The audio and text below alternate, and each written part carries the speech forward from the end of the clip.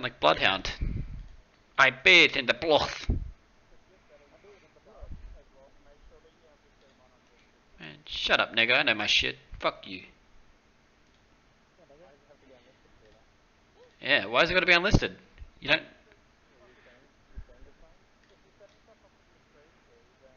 I'm live, boys. I'm live, nigga. Yeah. True.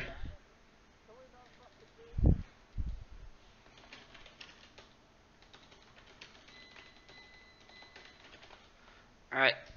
I'm live. Hello? Hello? You guys hear me?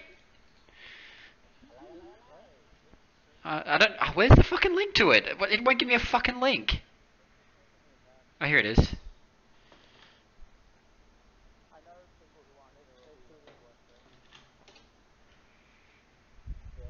You can link it in there. You can link it in there, dickhead.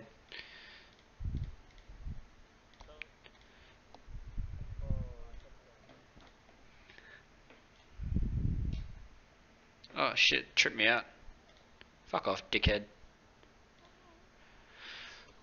Alright, it's gonna go. See if my dinner's ready. Longer.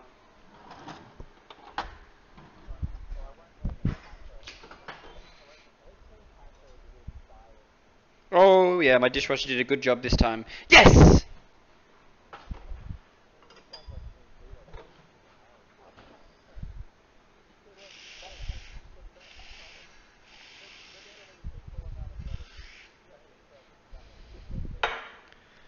Look. I reckon meter.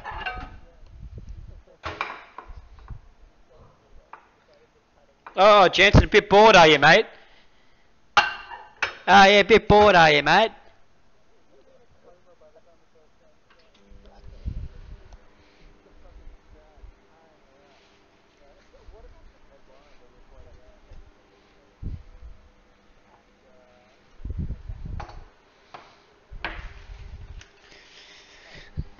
Peter Pooper Lewis.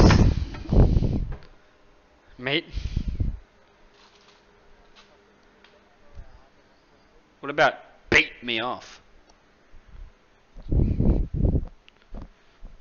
Team skeet all over my chest. That doesn't even make sense. I like meter. Yeah, well, I might suck my own dick on webcam on the stream. Yeah, you would, faggot. No, they know, dude. I tried to unlist my Game of Thrones streaming and it didn't work. I got the episode early and I streamed it to my friends on Facebook. And it was unlisted and they somehow found it and took me down. Fuck off, dickhead. You don't know shit about me. Yeah, good. See you, mate. Bye. Let's go on. Let's.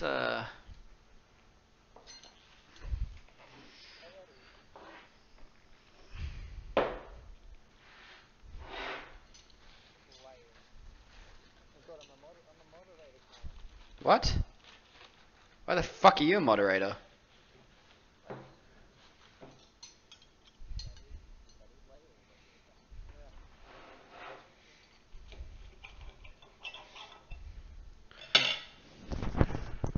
Fuck off.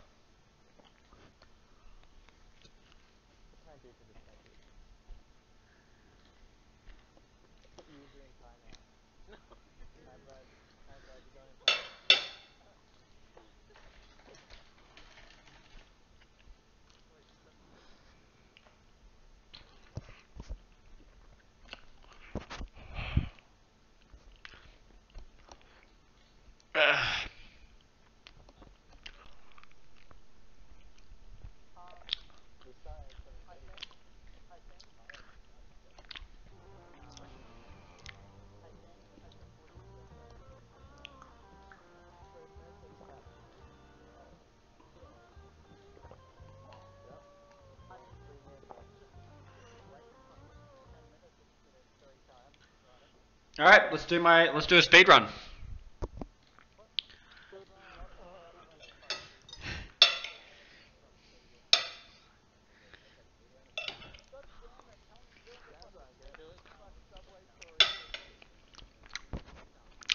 I'm on.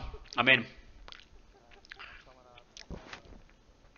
Holy shit! What an amazing set of boobage she has. That's my chance. All right, what's it gonna be, boys?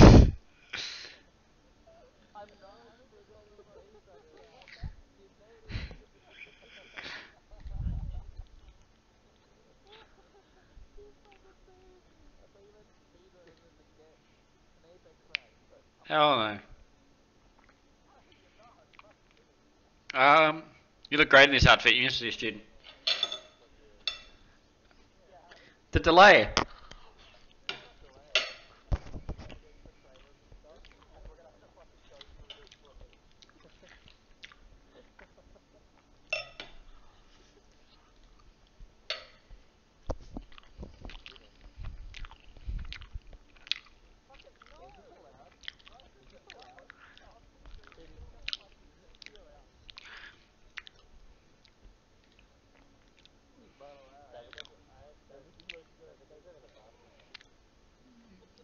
This is interesting.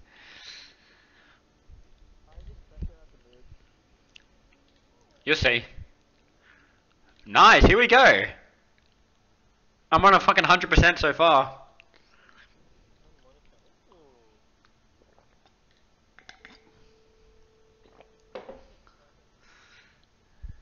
We gotta fuck this bitch.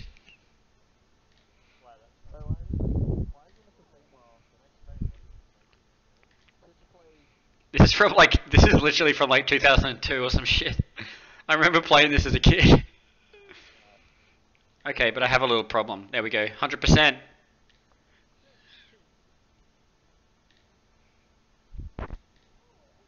Maybe I can have.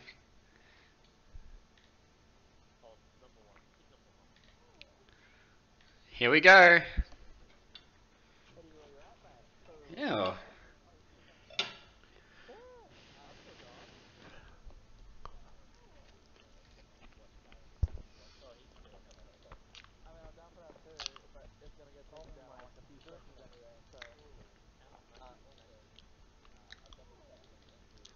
No, I'm very shy of my huge tit.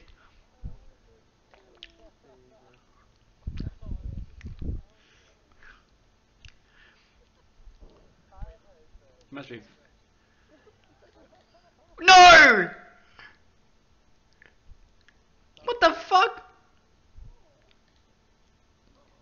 Damn it! I fucked the speedrun up.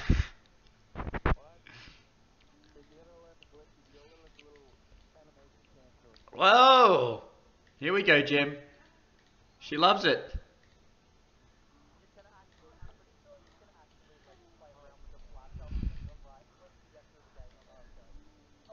Oh, she's giving him a titty job.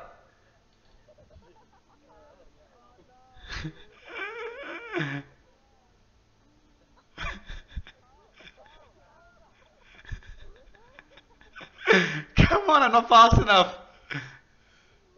He's getting. I'm trying.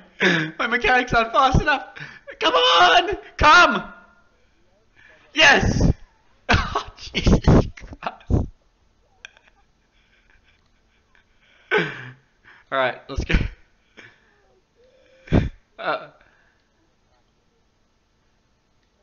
Oh, yes.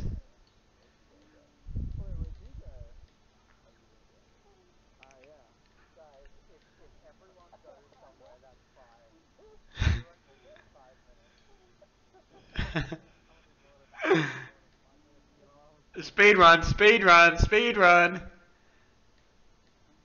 Oh. Wait, what? What?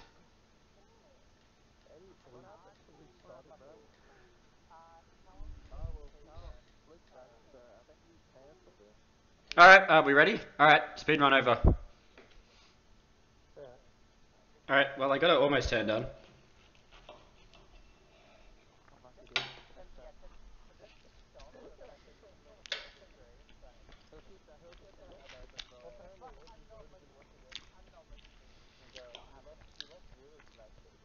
No!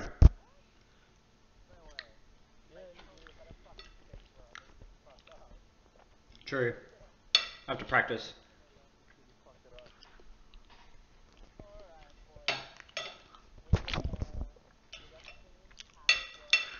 Auschwitz.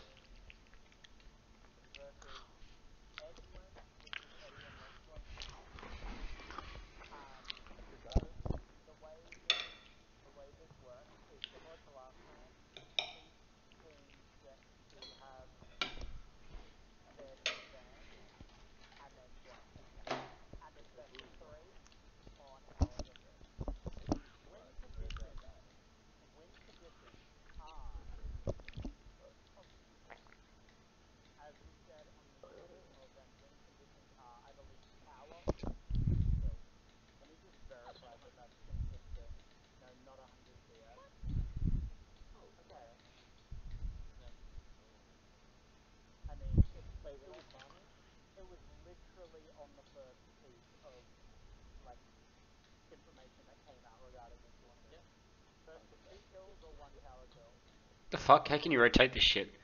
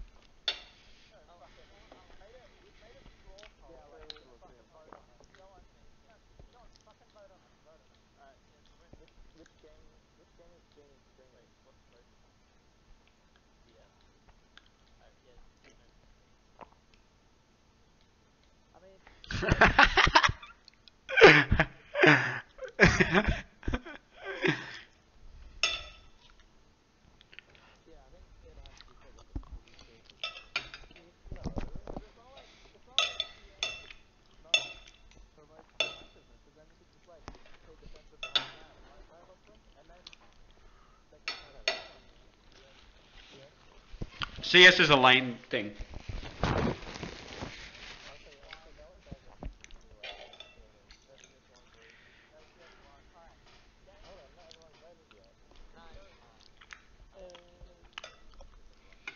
Huh.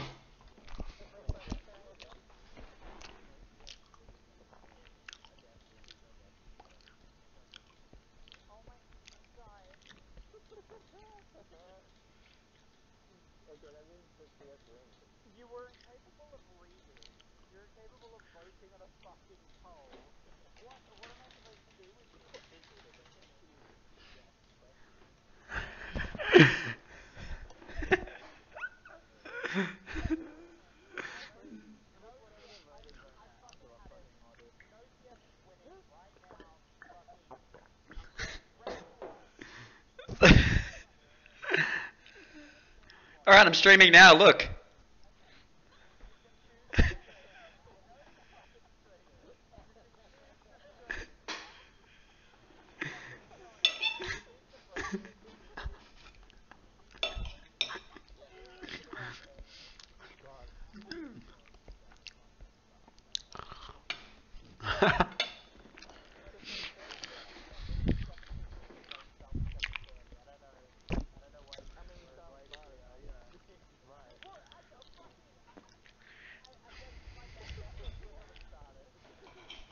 Hey, I'm doing well.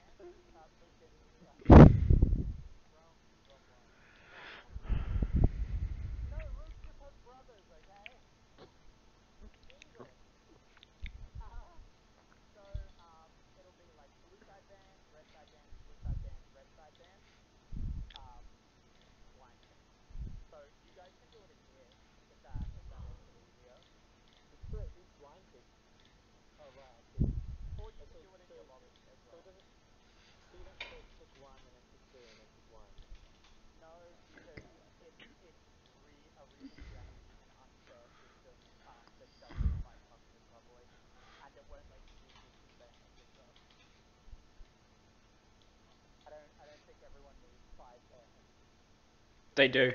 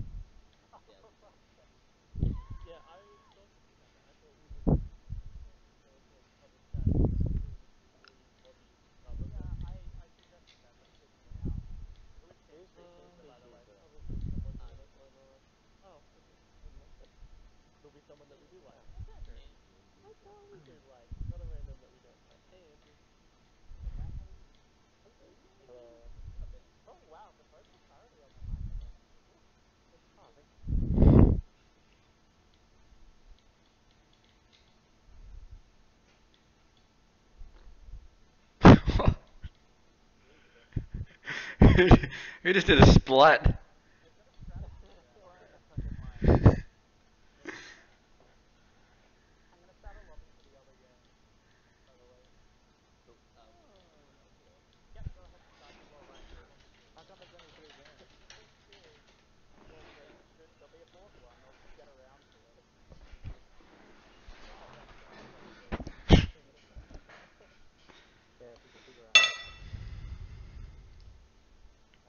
Invite me.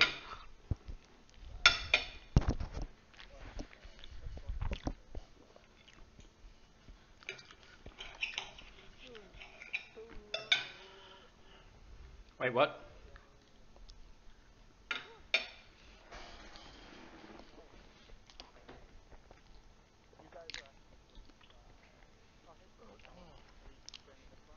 Uh huh.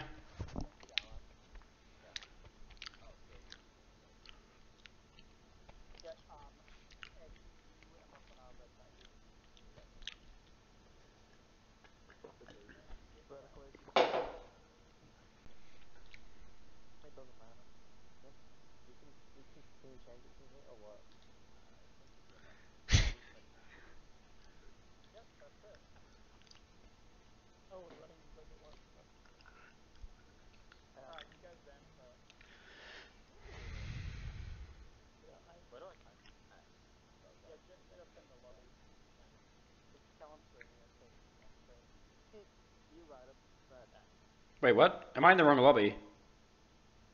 Wait, what? Oh, we're doing two at once? I'll just stay in the one I'm in. I'll just stay in the one I'm in.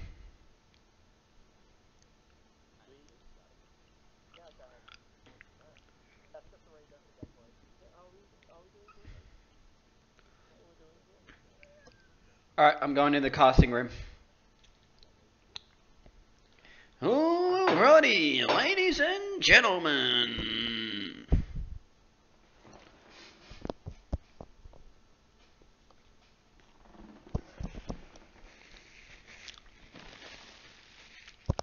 Wait, what the hell?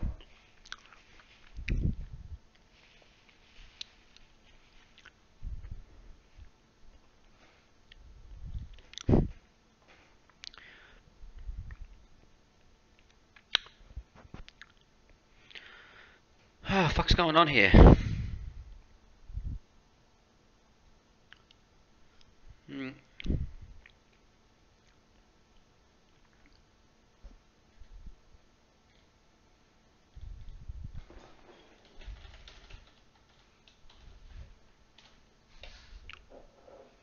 We're getting on the way here, ladies and gentlemen. Oh shit.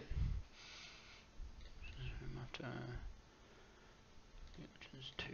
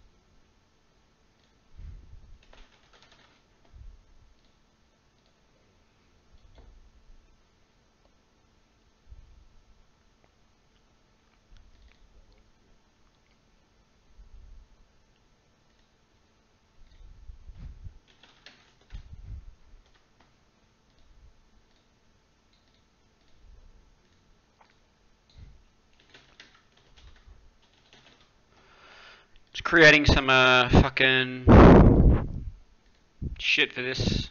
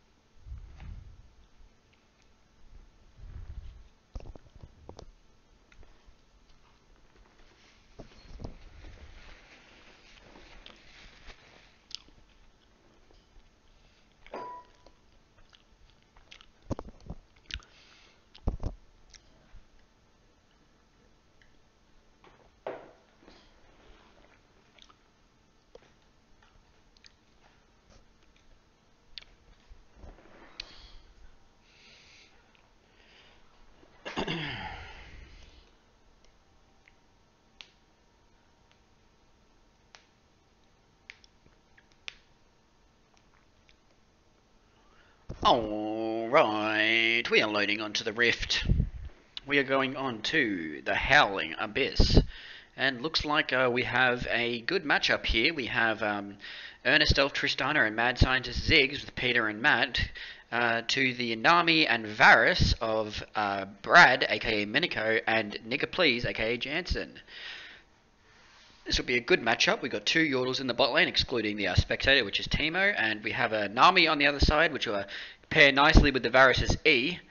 So I'll just get into the game.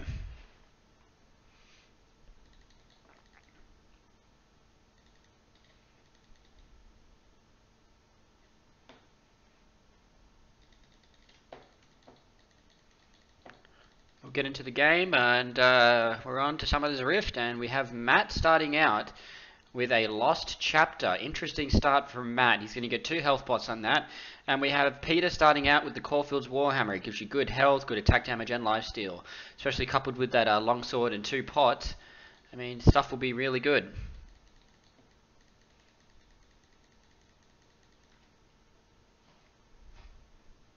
Peter getting noisy in the chat. He's going to feel that burn right after this game from me.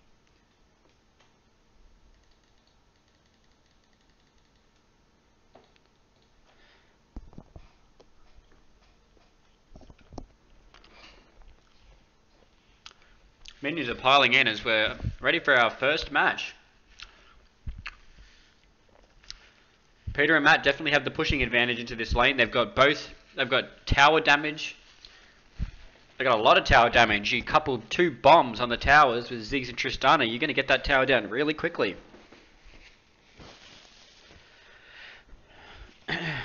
And let's see what we have on the red side. We have Brad starting up with a bit of lifesteal and 3 health pots. That's going to be good for him in this lane going forward. And Jansen's, of course, gone with that Chalice of Harmony. You know, he wants to keep Brad healed up throughout this match. He wants to keep his mana levels high. And also he's got a little sustain for himself in the 2 pots. First health relics are broken open onto the map. And Brad's gone for one straight away. Peter wants to get... Oh, Peter! Peter Siramokas is getting a bit too crazy there. He has to go back and get that health relic. That's not good for Peter. He's low as hell. Oh, and Peter and Matt just, with their 2 champions, I mean, they do so much AoE to the minions that I don't think there's a chance that Brad and Jansen are going to push them back in. And Peter's going crazy. Peter jumps out. He is very low, and Brad might flash for that, but he isn't. He's choosing not to. Peter has no health pots ready, and Peter is down to a measly 40 HP. See my OBS and see if my mic's working. Yeah, my mic seems to be working, which is good. Peter's got that health pot. That'll be big going forth, but this duo means that they have no actual healing. I mean, Matt's an AP mage. He's not going to do anything.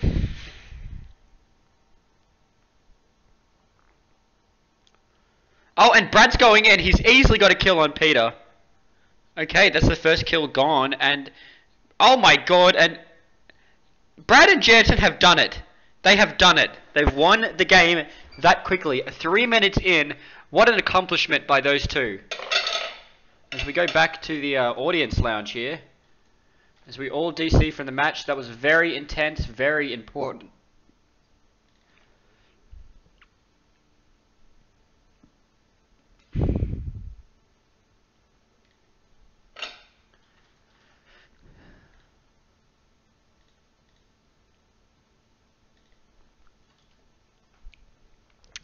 I'm in the audience lounge waiting on these 2. Do you guys want to hop into the audience? We'll get the post-game discussion going.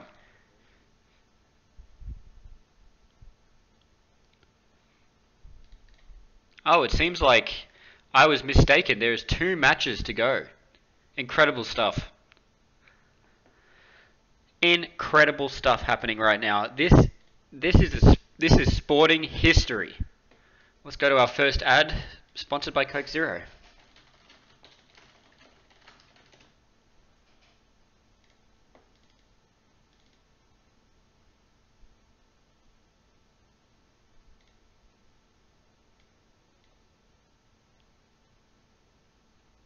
Oh, he's never had one.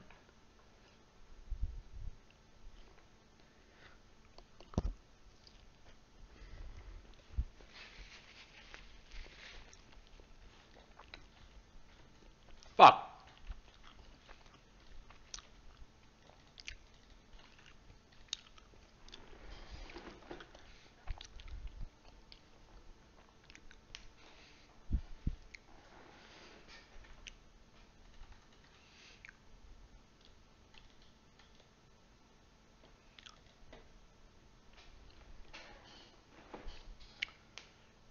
Oh, old man's getting it. Oh, sorry.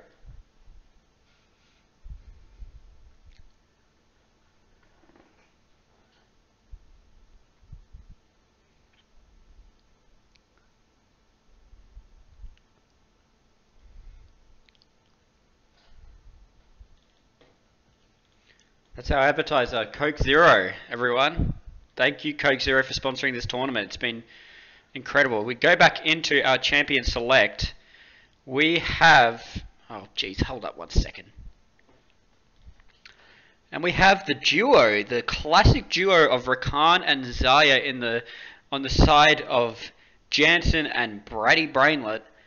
This is incredible right now, what they're doing. We'll load on to our second match. It is double trouble. That means there's back-to-back... can't find my words! Oh, another midget duo from Peter and Matt. We got the Annie and the Ziggs here. Two very AP characters that will be surely getting into it. But Brad and Jansen, they planned this out. They both play Rakan and Xayah. They both consider themselves to be Xayah and Rakan mains. And they seem to go on with the coupled up skins, which is an important mental thing going forward. As we know, Jansen is that great Rakan. I mean, watching him play Rakan is like watching Mozart live. Oh, and Brad's gone for that Hex Drinker. He doesn't want to take any... Fuck off, Windows. He's going for that Hex Drinker. He does not want to take any upfront damage from those guys. As we know, the Hex Drinker will shield if he receives too much magic damage and falls to a certain HP. And what has Jansen gone? Jansen's gone for the Chalice of Harmony again. He wants to keep Brad healed up. He wants to have enough mana to engage. He wants to heal up at the same time. And he's got a bit of AP behind him. Great itemization by Jansen. As they stroll into the mid lane, we're going to see what Matt and fucking Peter have cooking for us.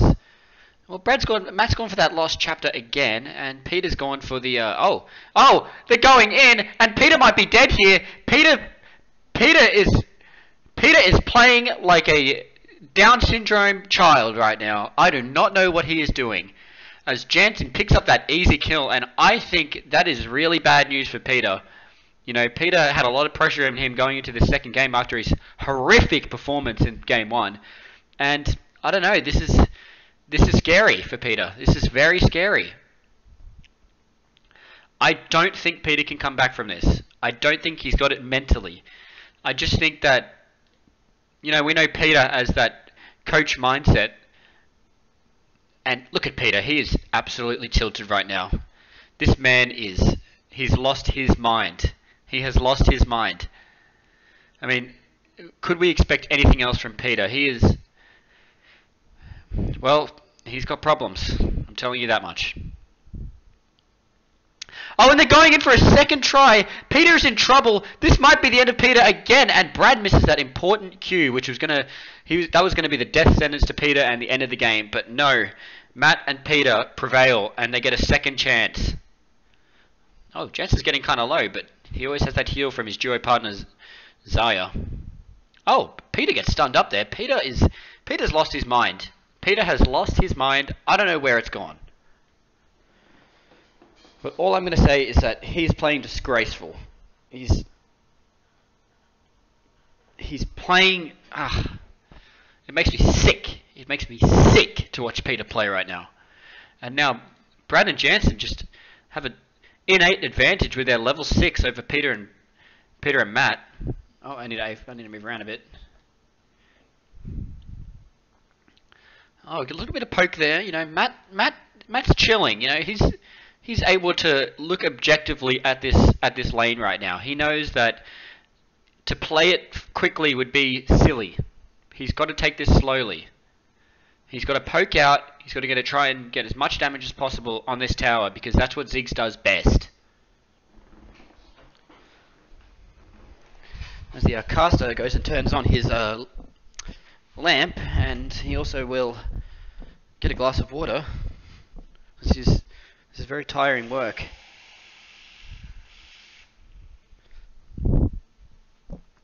And it seems like the game has come to a bit of a standstill. You know, we've got two AP threats with Matt and Peter, and you know, the famous duo, the lovers, Zaya and Rakan. I think this is going to get explosive soon. Oh, Jensen's poking out. He can clearly see them. I wonder what he's poking for. Oh, and Jensen goes in. Oh, and they're going to win this fight easily. And Peter's down, and Matt's still alive, and it's over. Peter has died twice. Peter has lost his mind, everyone. Peter Siramokas has lost his mind. What a game.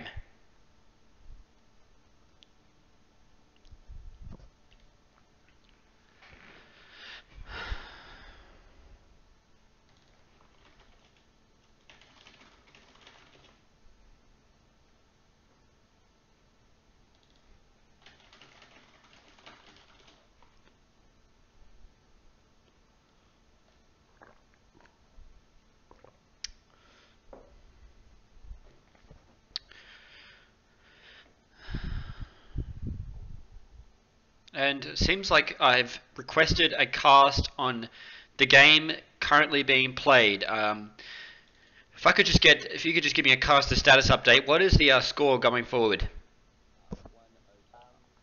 1-0 to Eddie and Lachlan. You heard it here first, everyone. Back to the casting booth.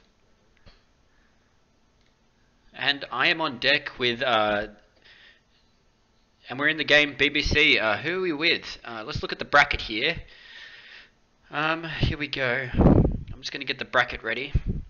Oh, we're in game. I'll pick my Teemo.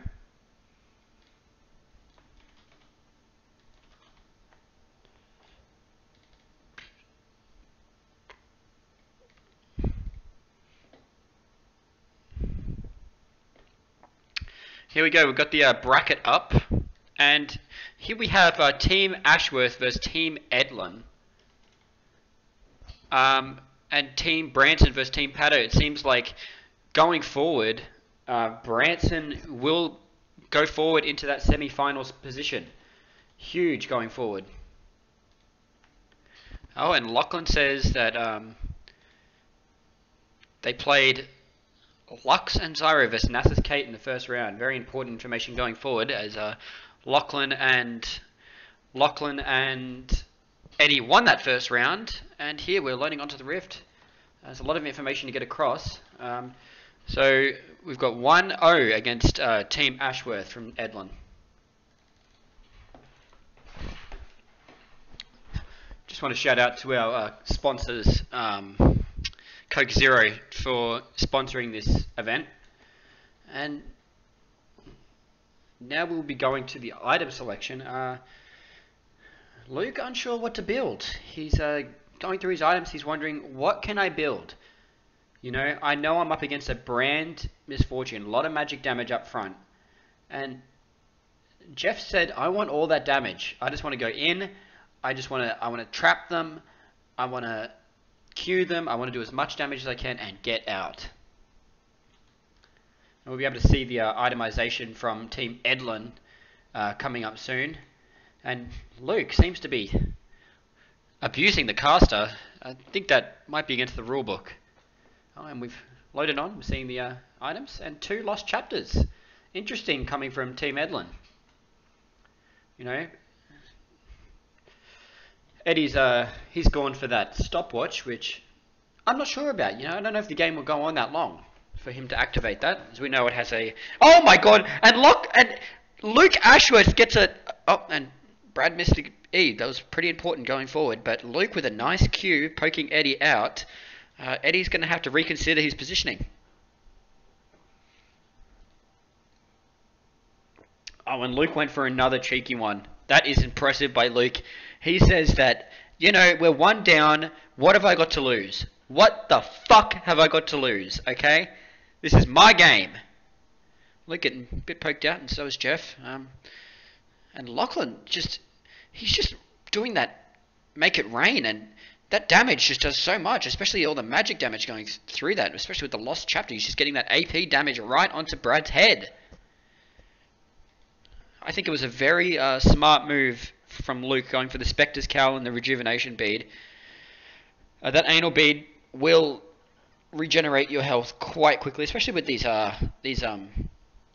relics. You know, Luke's not going to get low that often, being a tanky boy as he is. Eddie with a missed combo, but it doesn't matter because he's Brand. Nice shot by Jeff. He lost that trade, but you know what? We all respect the effort. Oh, and Eddie just delivered a really big blow to Jeff's health. And Jeff really has to reconsider right now.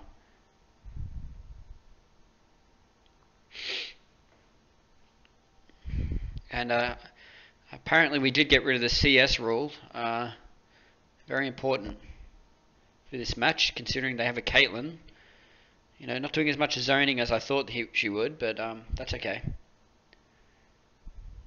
And that Brand damage, you know, that ring he puts down, the W, the Pillar of Flames, it's bigger than someone would expect. Eddie doesn't feel any pressure not to do that because he knows that if he gets hooked, he's going to have that Make It Rain behind him. Oh, and Luke gets a nice hook. He's got a combo, and Eddie is down. Oh my God. Oh, flash by Lachlan. He says, I don't want a part of this.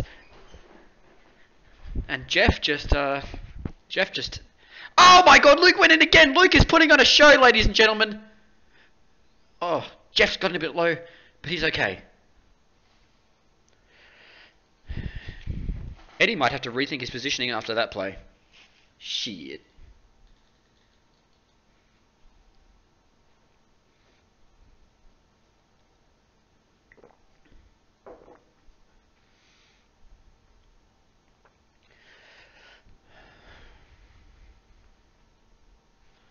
And we go to silence as the caster rests his voice after an incredible sequence of plays.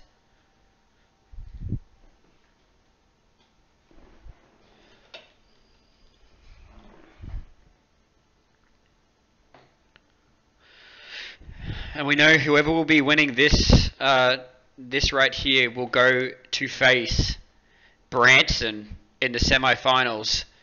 Oh, Luke went for a cheeky there, but it did not connect. Team Branson, I mean, they really put on a performance then. I think that'll be a good match for Team Edlin.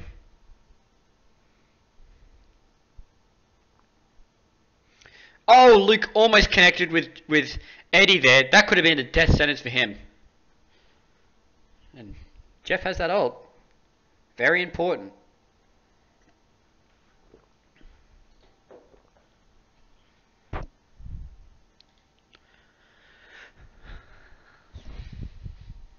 And if you just look at this, the game's come to quite a standstill as I think...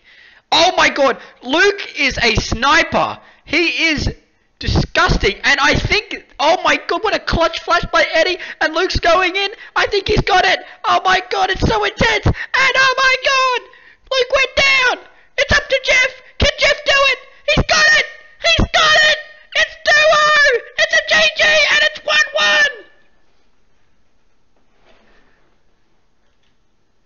What an incredible game. An incredible game. You know, we thought it was all over when Luke died because surely Jeff did not have the sustain, the damage, the mana to take that kill onto Eddie, but he did. And now we go to a sponsorship by our sponsors, Coke Zero.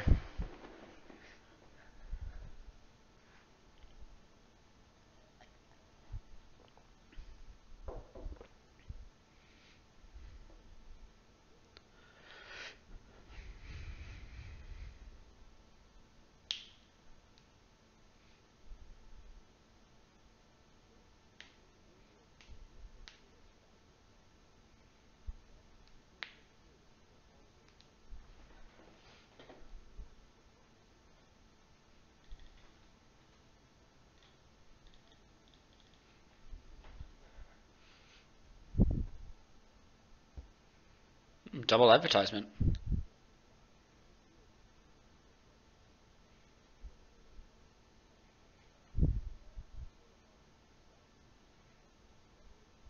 Oh, I'm sure all of them care about that.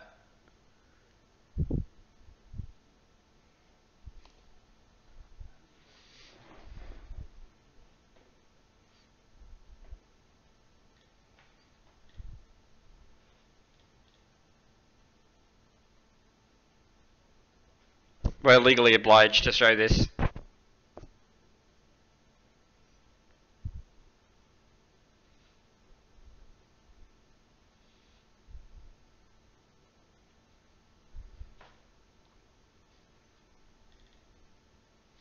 Thank you, Coke Zero. Thank you for that.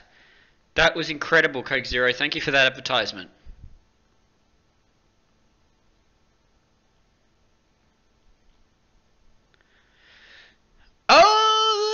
Alrighty. We are loading on to our second game, and we have in the bands we have Luke banding out Pyke, Lachlan banding out Anivia, which we know is one of Luke's favourite champions, if not his favourite. Luke has gone ahead and banned Eddie's Veigar. He considers himself a Veigar main. And they seem to have swapped sides, and I'm on deck with Luke and Jeff again, and Eddie's has banned out Nautilus. So good bans across the plane right there, and I think we'll go into the audience for their opinion on the matter. Hello, audience. What do you think about the second game going on there with that comeback from Luke and Jeff?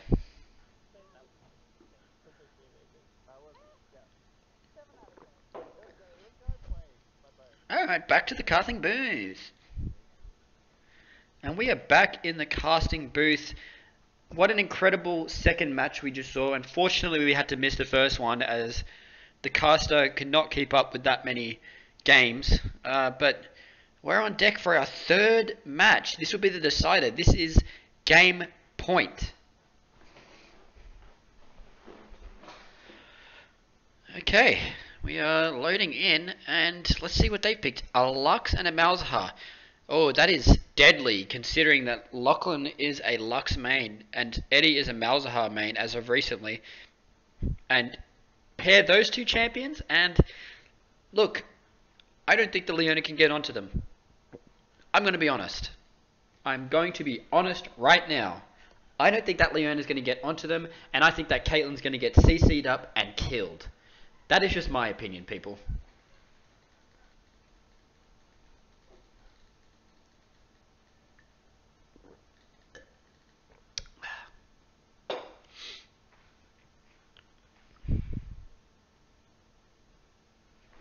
Shit! Leak has no sound? The fuck? Why did no one tell me? How the fuck do I fix that shit? The fuck?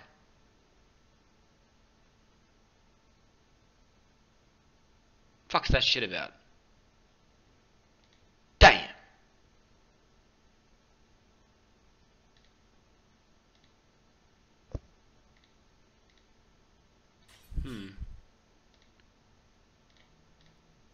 And we're back.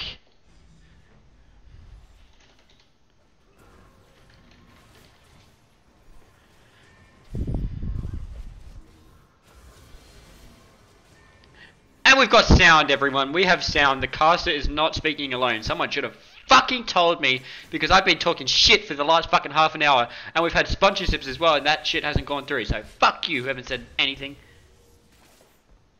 Oh shit.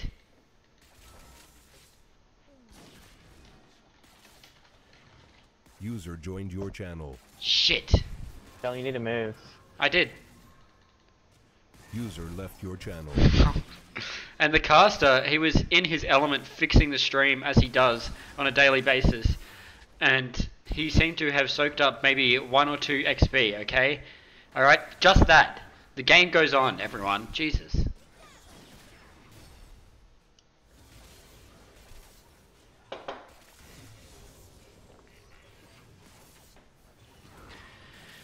And now we have sound. I think the game has just gotten elevated. The pressure is on now that there's sound.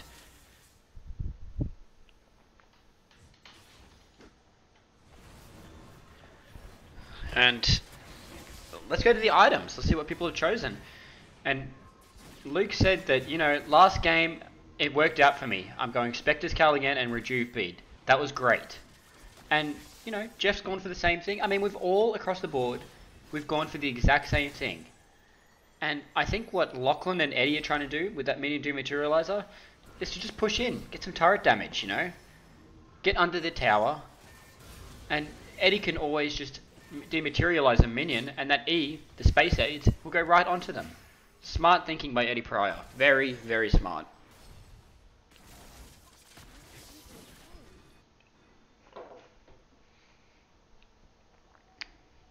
This is why we consider Eddie a genius, because he does things like this.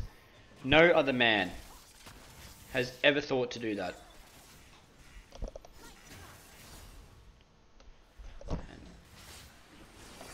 Yeah.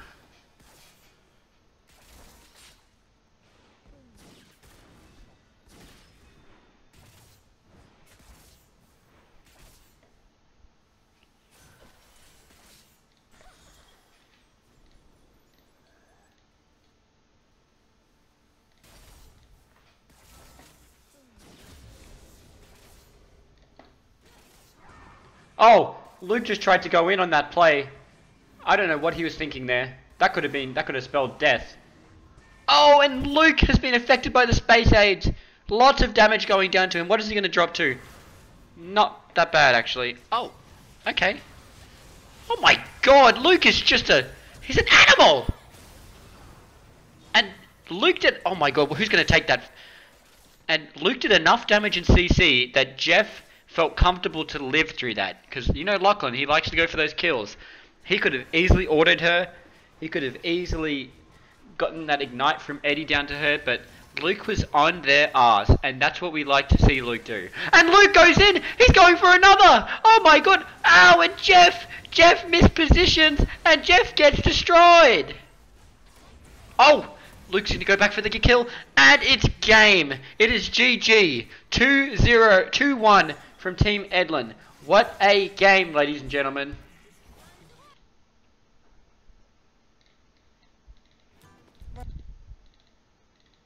Romantic comedy or... Thank you, Coke Zero. Oh, Ken Jong. I don't do or. Or makes you choose. I want romaction. Cyborg meets his baby mama. Who wants or? I'm done with or. Hit me! Or! Huh! Yeah! What is it good for? Absolutely Coke Zero. nothing. Real Coke taste and 0 calories. Enjoy everything. Thank you, Coke Zero. Thank you so much. Thank you so much for that sponsorship. So we go into the audience, let's see what they have to say about the game. Channel switch. And we are on deck with the audience. Luke, what are your thoughts after that intense 2-1 victory from Team Edlin? Look, man. Look, all I'll say is we got one. That's all I'll say. And Luke showing he was a bit humble in defeat. And he says that, you know, we went down, but we put up a good fight.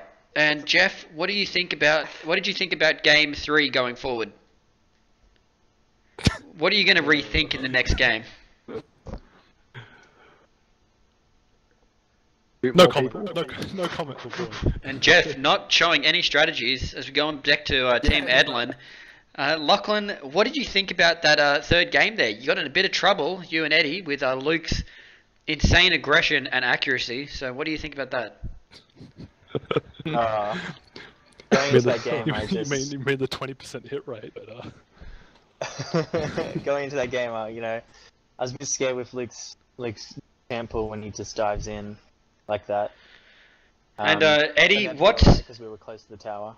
Yeah, right. Eddie, what are your thoughts going forward? Fuck. What are your strengths versus Team Branson? Can we get an interviewer who speaks English? Is that okay? Fuck off. I've been casting for an hour now. Fuck you. Oh, sorry, that's experience. My bad. I think my strengths going forward are definitely my passion, and the fact that I've got a bedpan under me, so I can soil myself at any time to keep going. Exactly. That is Wait, that's great thinking fucking- from Eddie. Oh my And God, let's I check forgot out the about let's check out the bracket, and it seems as if that it's going to be Team Edlin versus Team Branson in the semi-finals. Incredible! What an incredible outcome that was of both games. Do you want to run losers round 1 or semi-finals, winner semi-finals first? Losers. I think we'll go for the losers first. Alright. I mean, everyone's a loser here except me, but anyways, let's go back to the casting booth. Channel switched. We're just going to pretend like Jansen said nothing. Oh, Barker Ninja playing Battlefield 1. That is incredible. Incredible stuff right there. As we close that. And it seems like Peter's creating the custom. He was... I mean, if we're talking about losers, Peter definitely has to be the biggest loser so far. Costing his duo 2 games in a row with his stupidity, his aggressive mindset. I don't know what he was thinking. What was he thinking? Can anyone tell me in the chat? Can anyone tell me what was he thinking? Okay. But Matt, you know, Matt has enough experience that I think, and Matt actually doing really well in the 1v1 tournament recently. Cheated a bit especially against yours truly, but Matt's got a lot of experience under the belt, and he looked stable in those games. You know, he wasn't fidgety, he wasn't nervous, he was sticking to his guns. He played Ziggs twice in a row, and I'm gonna have to say that Matt was definitely he was the lesser of he was the less bad one. Okay, I'll say that much. All right, Peter, you know, for all the strengths Peter has, which I for some reason can't think of right now. Obviously, 2v2s just aren't one of his strengths. You know, he's got a good mindset in, you know, where he wants to go with champion select and itemization and summoner spell choice, but he has to translate that into gameplay, and we'll see going forward if Peter can do that. And let's analyze the other side of the bracket here. We've got Team Ashworth. Now, that is a interesting matchup because last game, you know, the tournament favourites in Edlin, they got a bit of a shock from Luke's aggression and his Leona play. I mean, I was shocked going into that because I kind of expected that the Leona would get dunked on, but Luke said, no, I'm going in. I'm not letting you stop me. Okay? And I respect that, and I think Luke respects that too. Going to go into Team 2 there. I'll just... oh, look at those ranks. That's interesting.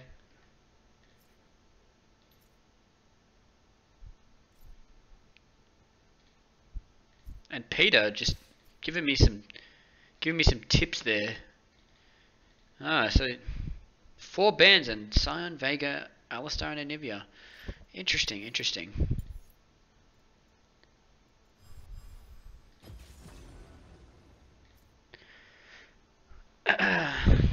Okay, so obviously that Luke and Jeff were on the receiving ends of the Alistar and Anivia bands. Interesting considering I don't think I've ever seen Jeff play Alistar, but obviously there's been some scouting going on, and obviously I've just missed something.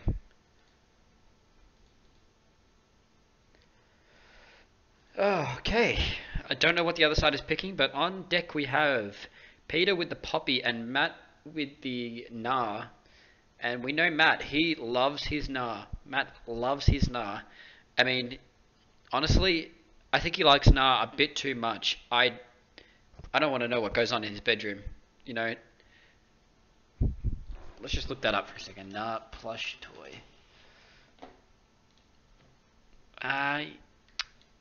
Yeah. Yeah, I don't... Yeah, that's... Yeah, let's not let's not go into that. Anyways, Matt's gone with the exhaust, which will be good to just... Well, it depends what the other team have picked, but Matt with that exhaust, I mean, it's pretty important.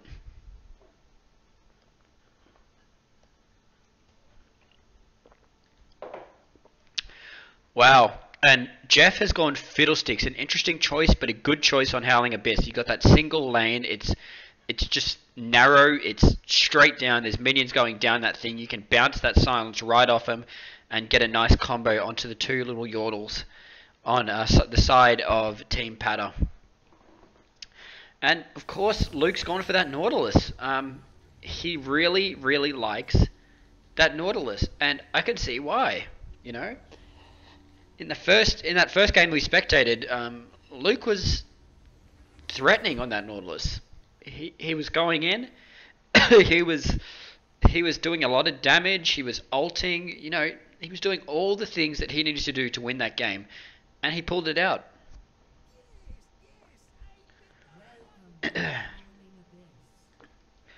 And 2 Hex Drinkers coming from these two. Good itemization, I say.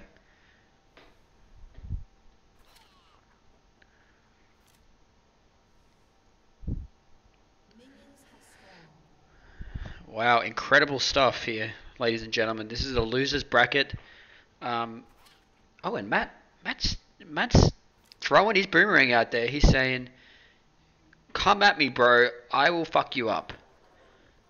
And oh, Jeff, don't do it to him. Oh, Jeff's just dancing in their face. He doesn't. Oh my God! Peter goes in. Peter doing so much damage, and Luke is doing a lot more damage on the return. He's got that ignite on Peter. It's going to be down to the wire, and Peter has thrown the lane again. He has lost 2 games in a row for his team, and he looks like he's doing it again. Peter Siramokas, what are you thinking?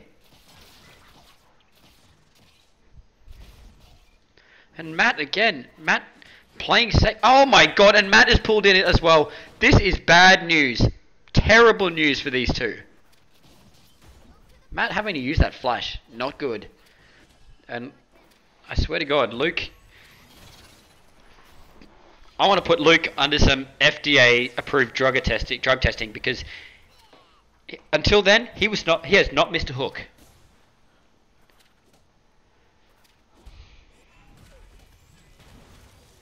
And Peter Siramokas, you can tell that kills has just gotten to his head. He thought he got a cheeky. He ignited Jeff, and it just didn't turn out the way he wanted to. You know, receiving damage from Luke. I mean, at this point, you know, I've already called for input. Oh my God, Luke is just a sniper, and they're not going to do damage to Luke. He doesn't give a fuck.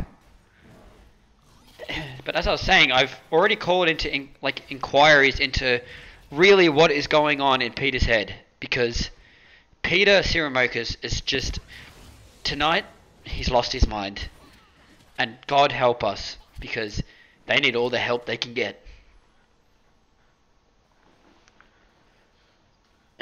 Oh, they popped that relic, and meanwhile Luke and Jeff feel no pressure to go get their relic. They're pushing in, they're safe. You know, Jeff's got that heal on his W. It's really bad news for the team of Team Patter. And you just got to be thinking, what's going on in their comms right now? You know, Matt must be going ape shit at Peter for what he's doing. You know? Peter Siramokas going in again, and I think he's dead, ladies and gentlemen. And he is dead. He is dead to rights.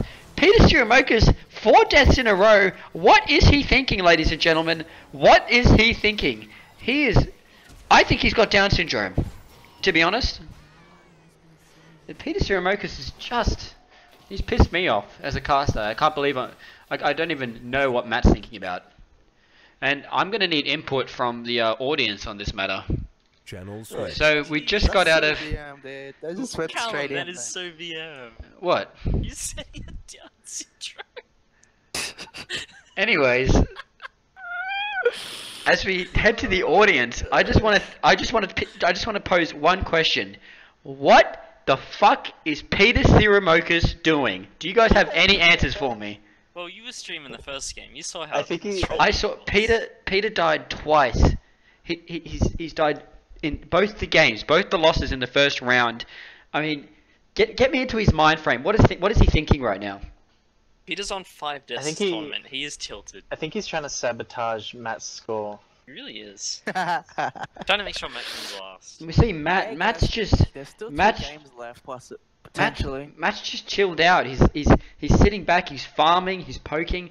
And then Peter goes in for that flash E. You just gotta think. What is he thinking? Do you guys have any idea? Okay, honestly, that was a kill on Fiddle if Matt walked up. Okay, a different It's just- different it's a position lack from of Brad. I mean, A different it's a lack position of from It's Brad. a lack of Communication. communication. Brad Not Matt's says fault entirely.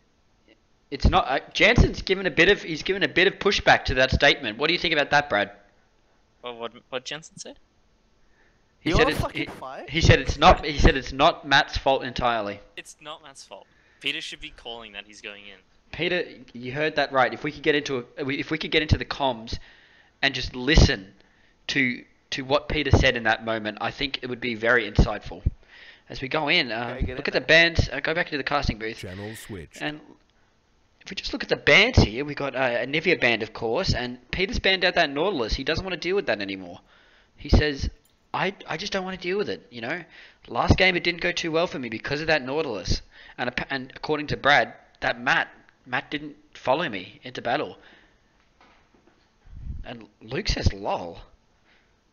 Luke says lol. Luke is laughing at them. Luke is laughing at Peter and Matt. He says, I'm laughing out loud. I am literally laughing out loud. Oh, this is dirty. This is dirty. And of course, I'd like to give a shout out to our sponsor, Coke Zero. Thanks for funding this entire tournament. Thanks for funding the arena that we're currently sitting in and I'm casting with the crowd right in front of me. It's incredible here. Thank you, Coke Zero. Oh.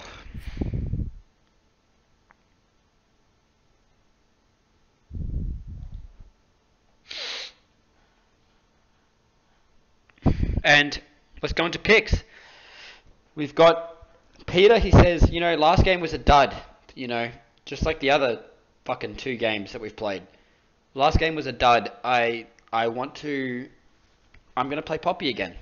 I'm confident in my Poppy pick, and I'm not gonna let this get the better of me.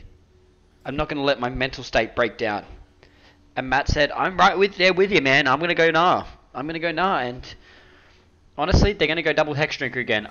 I'm predicting. No, Matt, go for that Spectre's cow. Matt's saying, I want to tank up, And let's see what Peter's doing. Let's see what Peter does. Peter seems to be going the exact same method. Owen, let's go on deck here. Matt might get a cheeky boomerang. This is very cheeky stuff by Matt. If Matt gets caught out here, it's gonna spell the end for him, and he's gonna get a bit of poke. And double boomerang. Matt is in it to win it. He says, I'm not gonna fall to this. I'm not gonna fall to this. No. I am Matt.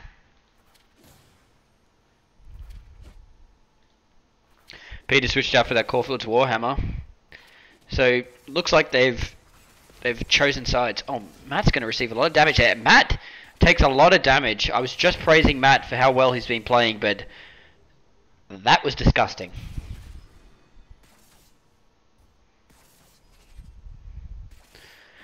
And it's a slow lane. We've got a poke combo from Luke and Jeff. Jeff has played.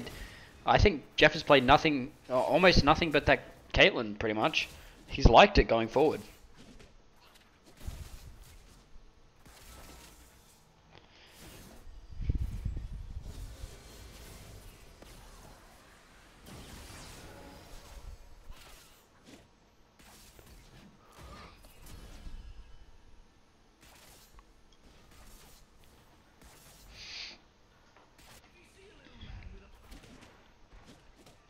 Luke taking a turret shot, not that bad because Luke can just heal up from his W whenever he wants, and he's got that pressure of just being Karma, so what are they going to do?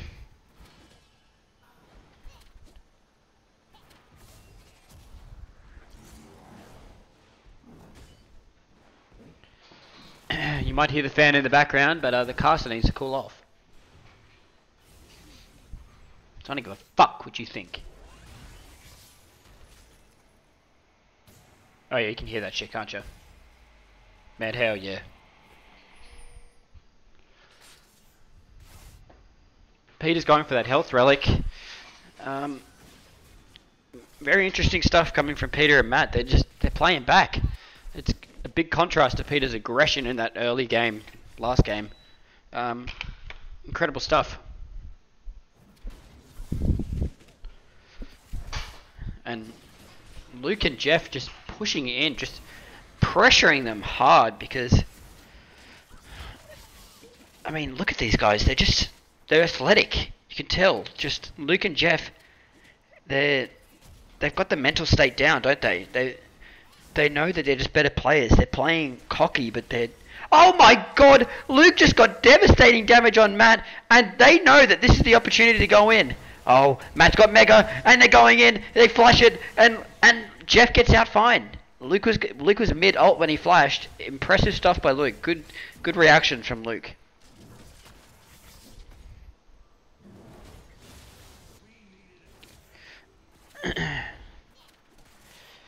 And Matt's just farming up, you know. He wants to just get those levels on them, you know. No farming rule, so all he's doing that for is levels and bit of lifesteal maybe. Oh, Peter gets an easy kill onto Luke, and this is really good for Peter because, oh my god, and Jeff got a bit low there, but I think he'll be fine. He can heal up and he's got that range. It's very rare that Matt will get into auto space of him. And I thought the same of Luke, but Peter, he's reset his mindset. He seemingly has expelled the Down syndrome from his nervous system, and he's gotten in a mindset where, you know, he says, what have I got to lose? I'm going to go in, I'm going to kill Luke, and if it doesn't work out, then fine. Strike me down. Oh, and look, Matt has to flash out. Big summoner spell coming out of there.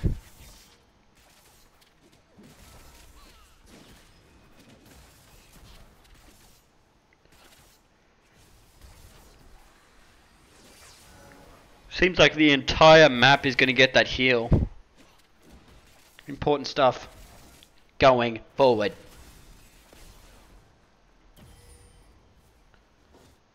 They're going to say, Matt says, I'm pinging this, I'm going for it. I just got healed up.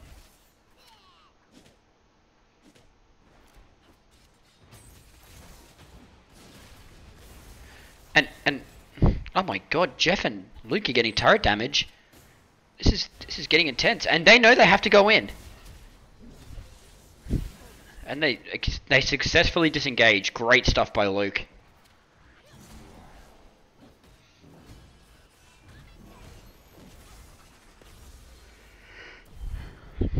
And Matt and Peter are aggressive now. They want to push up. They want to get in their face. And you know, this is an advantage that you don't really think of. Two brothers, they share the same DNA, so you know they share blood. They're synced together in the mind. Impressive stuff. Oh my god! And Luke puts that ignite down. Luke might be in trouble though. And Matt dies! But it's a 2-0! And they tie the game! They tie the game! Great stuff. Great stuff, everyone. What a crazy match.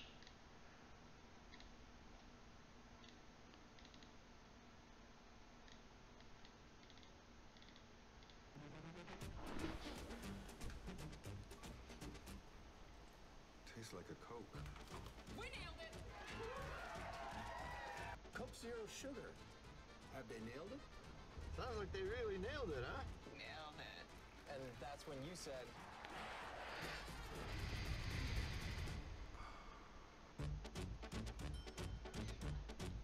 It really does. tastes like a Coke. Yeah, that's the point. Seriously, it does taste like a Coke, but it's got no sugar. It's crazy. You should go buy one and say that we sent you. Anyways, I'm gonna have to go to the audience. I'm gonna have to go to the audience as we get ready for this this important third game. It's all tied up at 1-1. Channel switched. So, audience, what did you think about that second game? I got so bored I had to pee. I really didn't think that Matt and Peter were going to win. They played like a bunch of bitches, and it was boring. Insightful dude, stuff. that's a strike. Insightful stuff from Brad. Very insightful. The comp was so easy to beat too.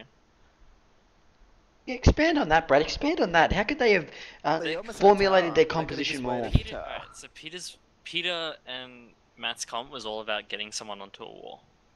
All you have to do is play in the middle. No, of the lane. really? Mm. Yeah. Middle of the lane, push, poke tower, back off. Middle of the lane, push, poke tower, back off. They were pretty Brad, close to making it getting sound that one, easy. too. I think they would have just won it. All right, great analysis from the audience. Going back to the casting booth. Channel switched. And we are on deck for Game 3. And on the bans, we have Advanced Spark putting out the Alistar. We got Stinky Pinky banning out the Dauntless. And I didn't see the other ones because the chat went too quickly. And Advanced Spark with the Scion and Stinky Pinky with the Anivia. So it looks like I'm going to pick Anivia again. So I locked that in.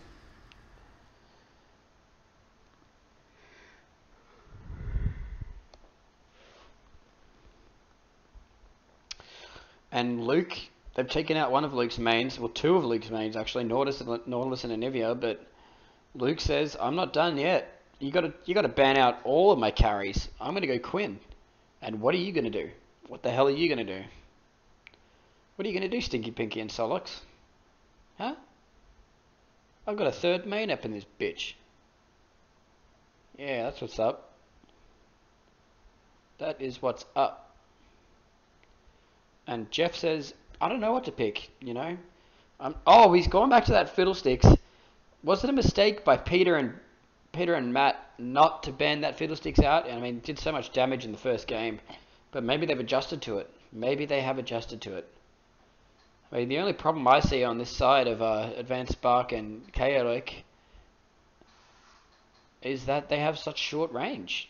I mean, Fiddlesticks has got to get into almost auto range to fear them, and the Quinn is notorious for her short range, so really, I mean, this could be an issue going forward.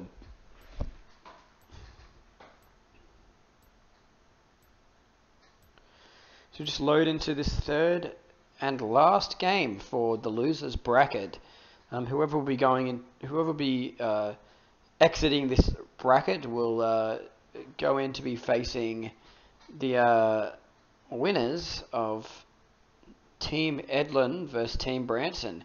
That has got to be the match of the night right there. Two insane teams. You know, they've got so much synergy together and similar but different picks. You know, it's just incredible to watch them play.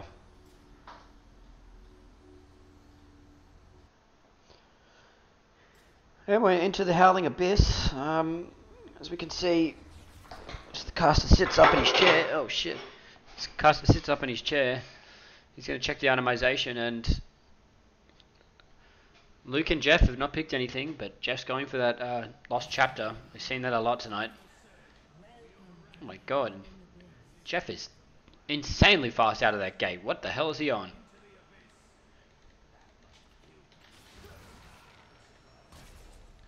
And Luke's just gone for that Serrated Dirk. Interesting pick from Luke because he's got no healing. And no healing from Jeff either. So I think they want to go for that level 3 all in maybe. And I don't blame them. They got a lot of damage. And I don't know if Peter and Matt have enough return damage. Oh, Peter. Peter played that really well there. Peter got a lot of damage there. But that silence is deadly. That silence is deadly. Holy shit, and Luke is already low. Bad news for Luke. Bad news for Luke. Because Luke has no sustain. And Luke is just going to have to... He's going to put his health back up through that.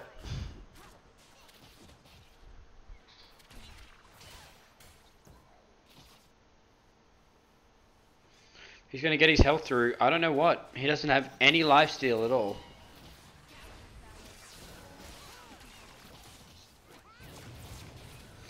Oh my god, and Luke has taken a lot of damage, but he's not gonna die. Matt goes in, and this might be bad for Matt. And Matt might go down. Matt goes down. Matt goes down. And Brad, Jeff is, oh my god, and it can't kill my Peter. This is incredible stuff. And Jeff versus Peter, and Jeff has come out on top of that because he's got healing, he's got a silence, and oh my god, Jeff has gone in and Peter's dead.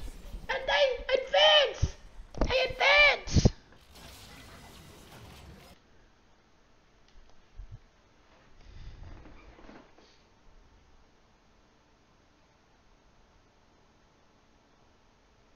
They advance. What a match from Luke and Jeff. I knew they would go in. I called it because it was obvious that they would go in. God, that was incredible. Channel switched. And we're on deck with Luke and Jeff after a shocking victory. What the hell just happened, guys?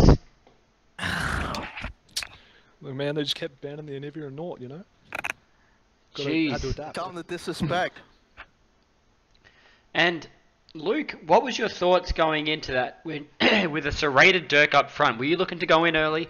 Look, I'll be honest, man, I had no fucking idea what I was behind. Like, for real. Yeah, it's hard. It's actually, I still don't have any idea what I buy. And Luke and Jeff, User joined your channel. what was going through your mind when you flash killed Peter?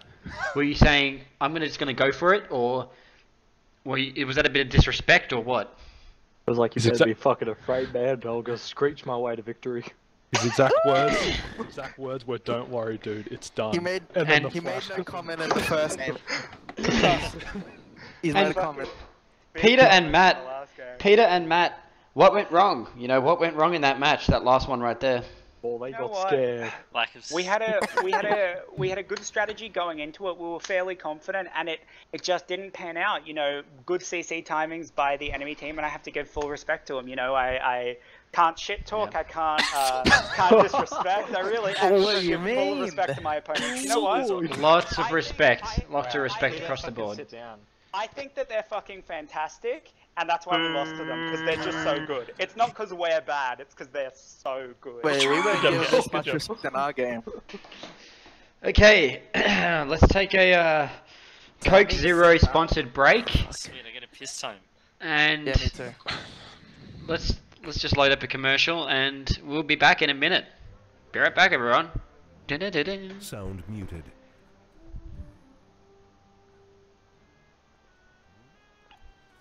Polar bears don't drink Coke. It's bullshit. Catch it.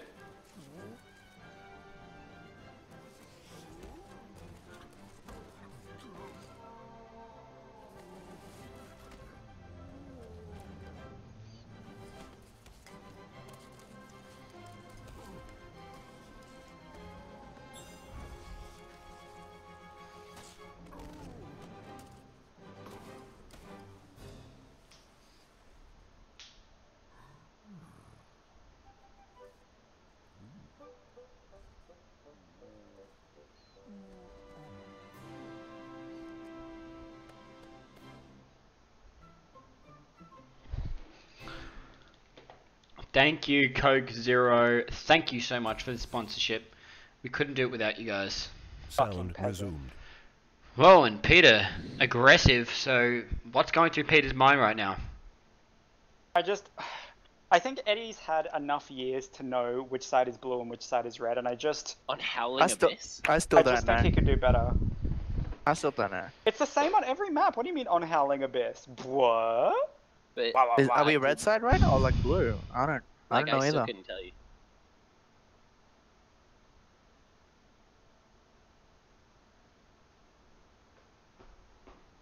Okay, it's okay. Me and Callum versus you back. three. All right. Yeah, it's easy. Sounds good. Oh, right, back to the casting booth. Channel switched. And we are on deck for our... What is this got to be our... This is it. whoever advances from this bracket, this matchup right here, will go on to face. That will go on to face. That will go on to face Team Ashworth in the finals.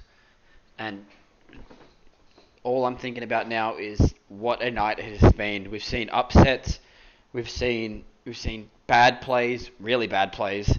We've seen even worse plays.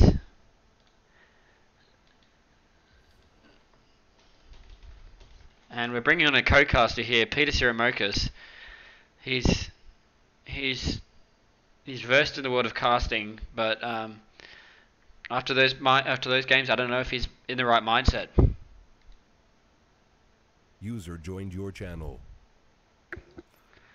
And here is the co-caster, Peter Siramokas, and he's on the other side of the map, so we'll get another insight from the other side of the field here. Peter, what are you thinking about going into this match? What are the teams like? What do you know about Team Edlin? Let's start with them. So, unfortunately, I haven't had the pleasure of playing against Team Edlin yet, but Lachlan definitely known for his sort of crisp mechanical play on a select couple of champions, loves that Lux, LeBlanc, Zoe. He's very much about those casters. Eddie, on the other hand, a bit of a wild card. He usually sits down in that bot lane playing, I don't know if you could call it support.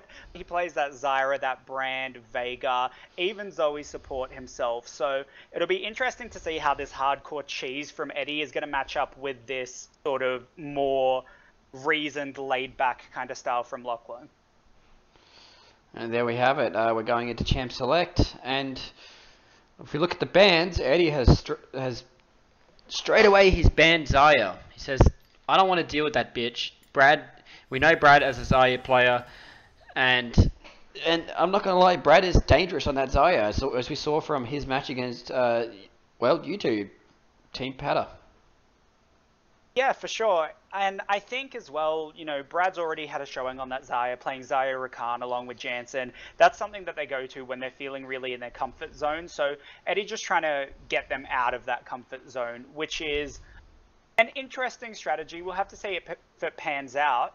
On this side of the map, we actually do have Eddie and Lachlan hovering two mages. That's Malzahar and Morgana. And on this side of the fence, we have Brad and Jansen picking a thematic bot lane in Leona and Diana. I don't know if this is BM or this is something they've tested. Oh, and here we go. We've changed up. They're locking in the Kate Morgana with Jansen on the Morgana. He's very familiar with that champion, and Brad, of course, on that Caitlyn, who he hates playing against, but he's confident in playing that Caitlyn. Right, so this is possibly going to be our first mirror match. We say that, but it does seem that Lachlan has swapped over to the Neeko. He loves this champion, doesn't get to play it too often, and it's going to be interesting to see how it pairs up with the Malzahar on this side of the Howling Abyss. Against that Morgana, obviously, it's going to be a bit of a struggle to get some of that hard CC down, to lock down the Xayah, but Morgana only has one shield, and whoever she's using that on is going to be safe, but the other person may be able to get locked down. Looking towards Keystones, we can see that Brad has gone for Fleet Footwork, very safe, going to keep him topped up, going to keep him able to kite, which is going to be great for him against this Neeko, and Lachlan going with that Electrocute on the other side. So sort of different philosophies coming through, airy on the other two players, but yeah, it does seem that maybe Eddie and Lachlan are going to be trying to get that all in, and we'll have to see where that Black Shield does end up. That's going to be the thing to watch. And Brad with an interesting start. He's gone Pickaxe, Boots, Fairy Charm, and 2 health pods. So he's got across-the-board stats right now. And Jansen's still thinking about it, but he's thinking of going for that... Oh, no, he hasn't. He's going for that Null Magic Mantle. Interesting from Jansen. He's also coupling that with a Fiendish Codex and 1 health potion. Right, and so Eddie and Lachlan have already crept into this bush, both going to be sporting Lost Chapters, which is fairly standard from what we've seen from the mages across this tournament. Definitely going to give them that mana regen. The fuck are you doing? Ability to poke. The fuck are you doing? Get the fuck out of the lane, idiot. You were fucking walking around, dickhead. I saw that. Who are you talking to? Oh, I see. Lachlan BM'd you. Yeah. Lachlan really got me on that one with his Nico abilities. Maybe could have pretended to be his opponent for the. Maybe could have pretended to be his teammate for the actual mind game, but the BM certainly is being felt. My feelings are slightly hurt. Poke coming down from both teams, and it is very much going to be about this until some sort of CC hits. Lachlan able to clear out those traps with his W, and that is an interaction that we hadn't even thought about. What an incredible ability that is. Able to get those traps activated without even touching them. Amazing stuff by Lachlan. He's got a brain like no other. Yeah, well, we do call him the brain. Hold on, we don't call him the brain. But he is a genius. And it looks like he's going to be able to get some return poke onto Brad.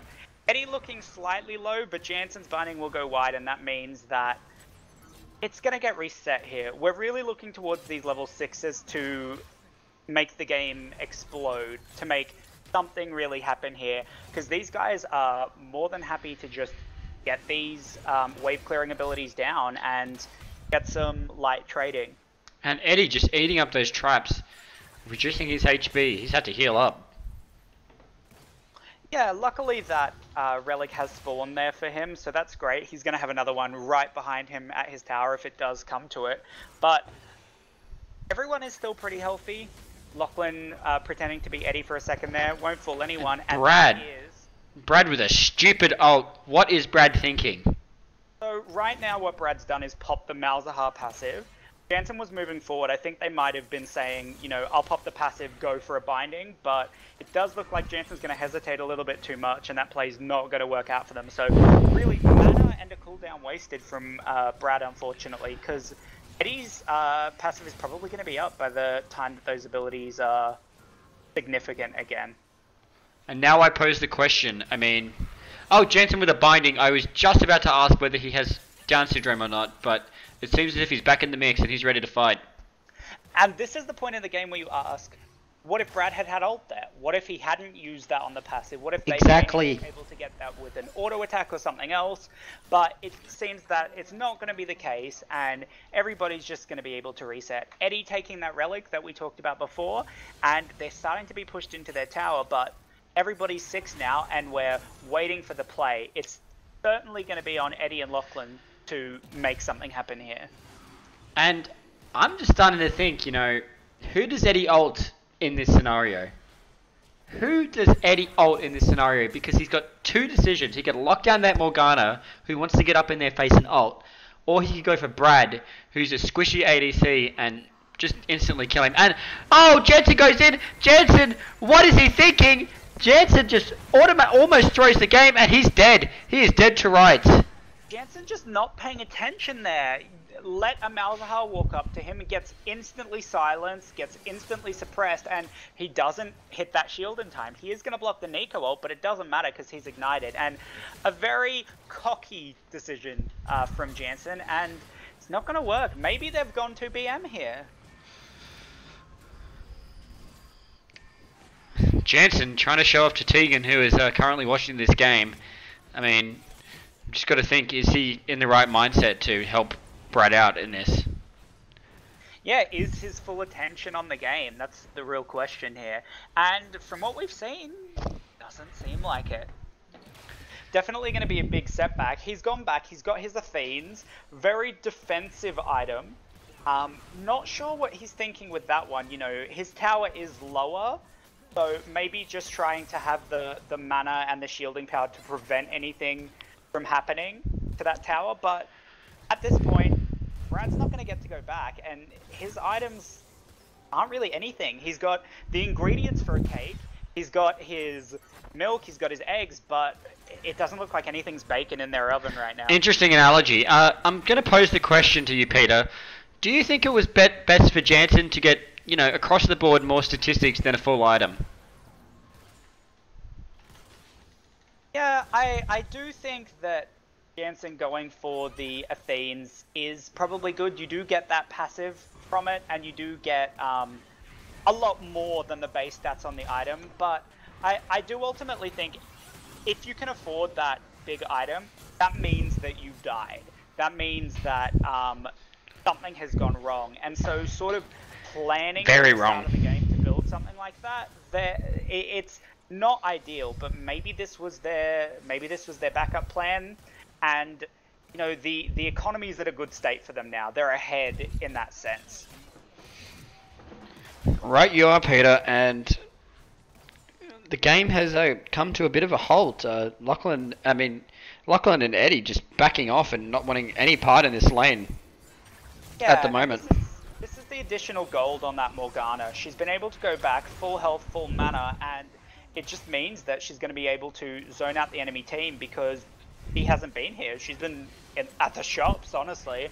Oh, and Brad walks way too forward, and I think that's it. That is it for Team Branson. Yeah, too far. Eddie just with a great Malefic Visions onto the ult. Great stuff by Eddie. And that's exactly what you want to see. You know, winners bracket, when you're in a winners bracket final like this, you really do want to be able to pull that trigger. You really want to be able to move forward and decisively make plays. And Eddie showing that he's not afraid to do that is going to be a problem for Branson. So, what do Branson have to do to get back into this game, this match? I'd like to see from them something totally different. You know, we've seen a lot of this support and AD carry, and it's sort of played out. You can sort of say, pick a Malzahar, for example, and shut squishy people down. I would love to see them, you know, if Eddie and Lachlan are trying to set up the same sort of game, trying to set up the same scenario so that they can win again, I want to see Jansen and Brad put a wrench in that. I want to see maybe an engaged tank come through. I want to see maybe a Lucian come through, something aggressive, so that they're the ones to decisively make those plays, because they were just kind of waiting to lose there. It was all Eddie that game. And now we have to turn to the audience and see what they think about that game. Channel All right, switched. we're on deck with the audience. What did you guys think about that game? Good. Sorry, I just had to mute the stream. What did you guys think about that game? You know, I don't know, the bindings just weren't working. Jansen, we know Jansen has troubles when the pressure's on him. He just can't perform. You know, those bindings, they just didn't land, and it was a disgusting display by Jansen. Anyways, back to the casting booth. Channel switched. And Luke just thinks that Jansen has to go back to the board. He has to reconsider his options. He has to loosen his hands up and get those bindings down if he's going to play Morgana again.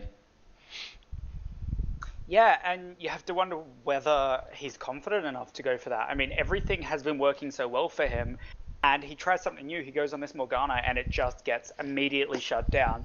Bans look like they're going to be fairly similar. That Lux yet again being banned away, Zarya again being banned away. So it looks like Eddie and Lachlan are trying to set up the same kind of game. Whether we can see a change in the way that Brad and Jansen play this one is going to be the deciding factor. Brad and Jansen, also known as Branson, really have to pull their head out of their asses. That was a disgusting display. Disgusting display. It does look like they're going back to the AD carry and support duo. So Ashe and Zyra is what's currently being hovered on this side of the Howling Abyss. And we've gone back to the same combination they played in the first game, which is Nico Malzahar. Yep, absolutely. They have no reason to switch. It's down to Brad and Jansen to actually make something happen here. That Ashe Zyra are going to be a great... it's going to have great synergy. We've seen that in professional games. We've seen it in our own solo queue games. And it does look like the Ashe, at the very least, is going to be decisively locked in. Jansen may be just waiting around, fixing up his runes there. And that is going to be the duo from them, Ashe Zyra. We know Jansen as a Morgana player, but he's definitely not a Zyra player. Never seen that guy play Zyra before. Yeah, you expect this guy to be playing more Thresh, more Rakan, heavy engaged stuff, the Alistar, anything like that.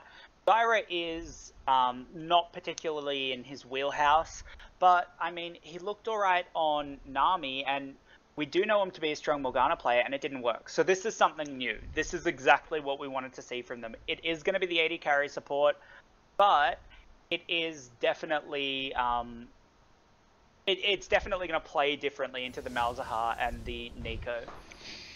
Disconnected. Whoa! What the hell happened?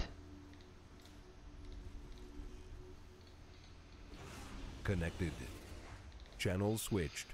And we're on deck with our second game of the night.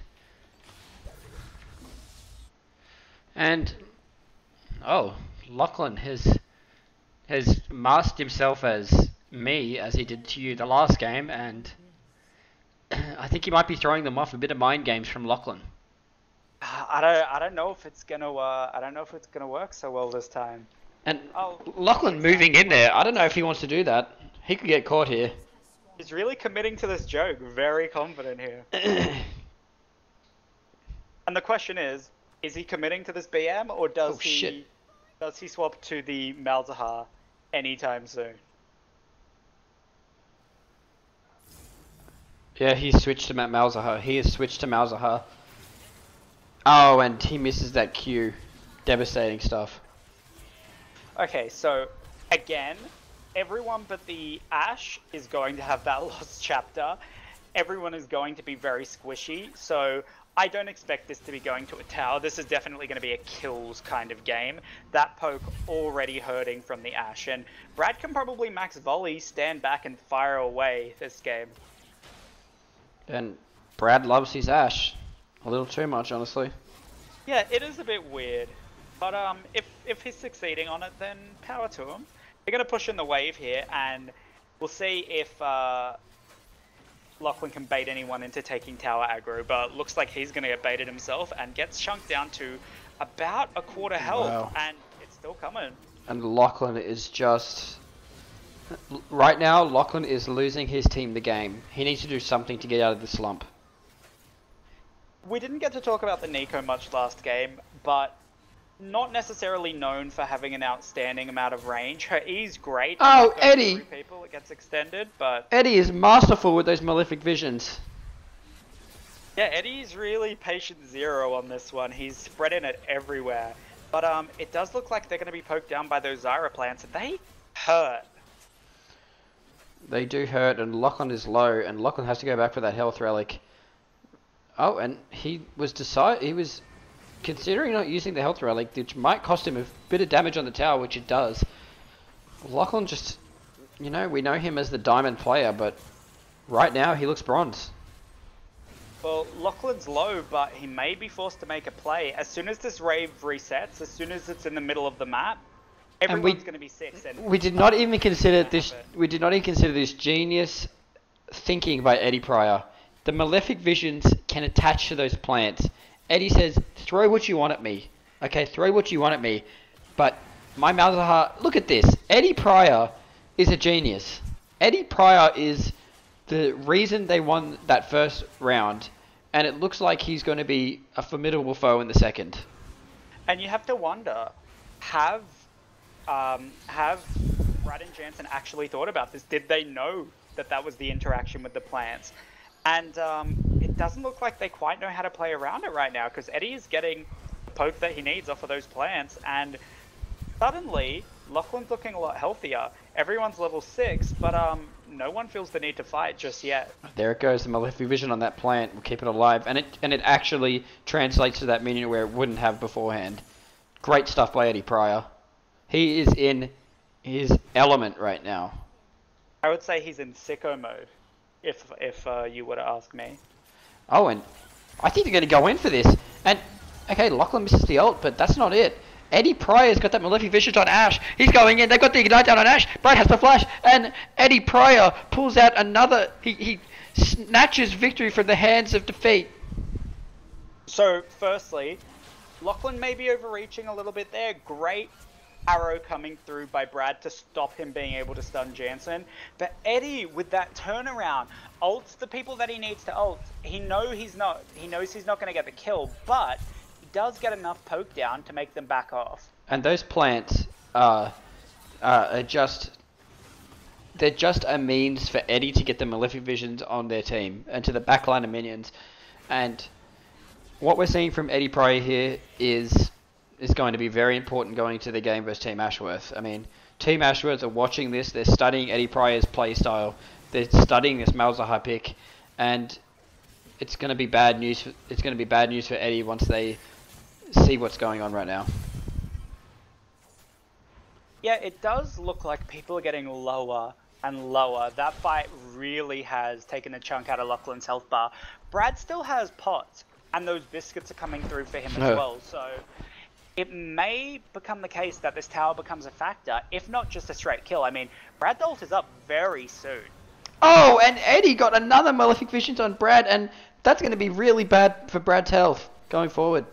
He's so on point with these. This Malzahar definitely an MVP pick. I mean, even if Brad and Jansen do come out with the win on this one, they're going to have to really be thinking about their bans for Game 3. And if it was up to me, I'd get rid of that Malzahar. Look at all those. Look at that farming. It's so efficient. And Eddie Pryor is just... Eddie Pryor knows what he's doing. He knows what he's doing. Yeah, I mean, at the start of this tournament, we could have talked about, you know, this guy doesn't play that many champions. He's got his Zyra, he's got a Brand, but what else is he really playing? And he's shown us that he's got not only the Veigar, not only the Brand, the Zyra, he's got this Malzahar as well, and suddenly you can't ban this guy out. That's not a weakness. He's very much been a strength for his team. Eddie Pryor is just, you know, we talk about Eddie Pryor so much, but Lachlan has managed to stay in this match, and he's almost back to full health and mana. Impressive stuff. Oh, and Brad is just not aware as to what to do with those Malefic Visions. Eddie Pryor is... And more damage, and Brad misses the ult, and Lachlan goes in and gets a failed ult, and Lachlan has died, and, you know... Okay. We've got to think, like, Lachlan is really making this difficult for Eddie Pryor. Lachlan sees a window there that doesn't quite exist. It's great when that arrow's down, but it doesn't bring you any closer to the Ashe. And it looks like his flash was up there. Maybe him not quite using it correctly, waiting for it, trying to get that animation cancel, and it didn't happen. The plus side for him, though, he's going to come back with items. He's going to come back with sustain. And all Eddie needs to do is hit R, and he's contributed. So if they can get 2 kills of Lachlan's new items, then it's going to be a big deal, because that is a Luden's Echo. That is huge for Lachlan. With that AoE onto the minions, Eddie's going to get his Malefic Visions much easier now. Yeah, that's it. The poke for this team has suddenly ballooned to crazy levels. Whether he can get in range to be putting this damage down onto the champions remains to be seen. Looks like they're giving him quite a wide berth though, and maybe, just maybe, Edlin can start clawing back this lead, because their tower is looking dangerously low. They do not want Branson anywhere near it. Oh god, and Branson are just... It's complete opposite from last game. They've shown dominance, they've shown skill. Jansen has truly just shut out any thoughts prior to last game. And he is just... He's playing well. Yeah, this is exactly what we wanted to see from both of these guys. They've switched up, they've tried something new, and it seems to be working a lot better. I mean, this is one of the most intense games that we've had so far, but, you know, Eddie and Lachlan are really fierce opponents.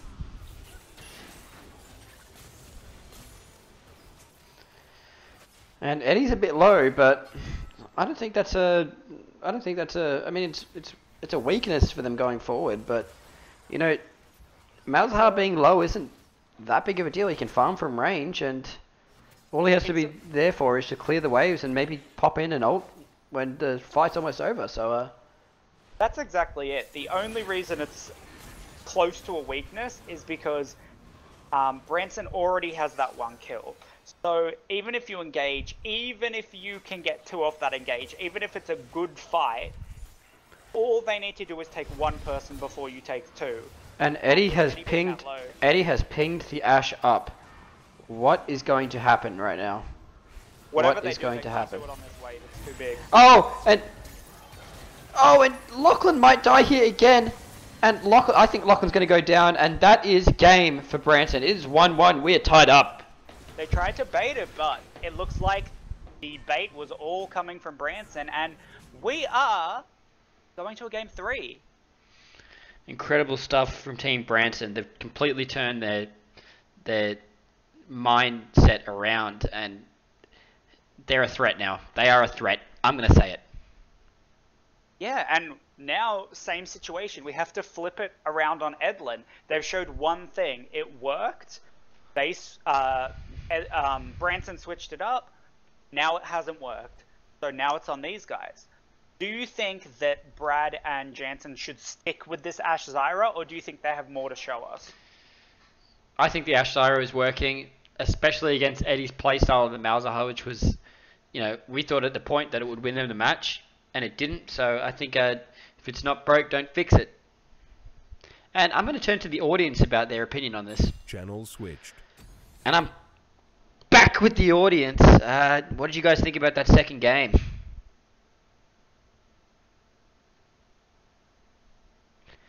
And excellent insight from the audience. And we're going back to the casting booth. Channel switched. Wow, the audience just providing such good analysis on the fly.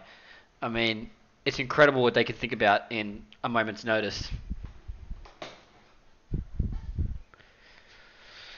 Yeah, and you have to wonder, is it a skill to be an analyst? Is it a lifelong skill? Do you think you're born with it? Do you think you learn it? Or to even be a coach, do you think that is a skill that someone can learn? I mean, out of all the League of Legends related jobs, I think coaching would have to pay the least and is definitely the most useless. That's just my opinion on the matter. Well, I really appreciate you sharing that with us, but it looks like we're going to be getting into game. Okay, and bans are mostly the same, except Branson has banned out that Malzahar as we expected. That was dangerous. That's exactly what we wanted them to do. That's exactly what we expected them to do. Eddie, we've already said it's going to be difficult to ban this guy out. He's got such strong power picks. He can go back to that Zyra. Maybe we'll see a mirror match between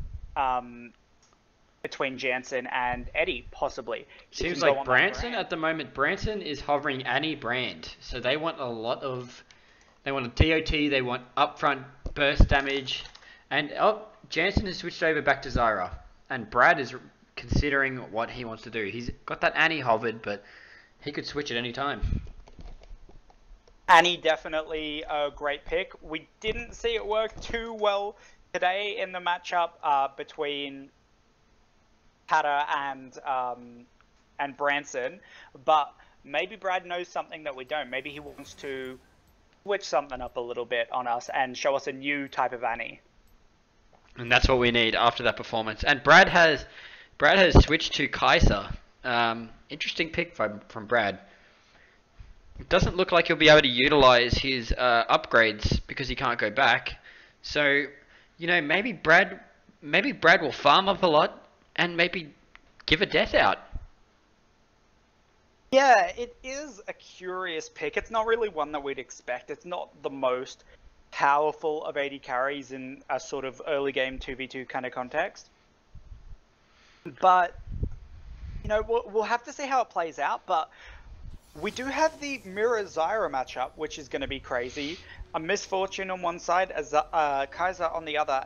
And you have to expect, on paper, the Misfortune Zyra is probably going to be the stronger set of picks.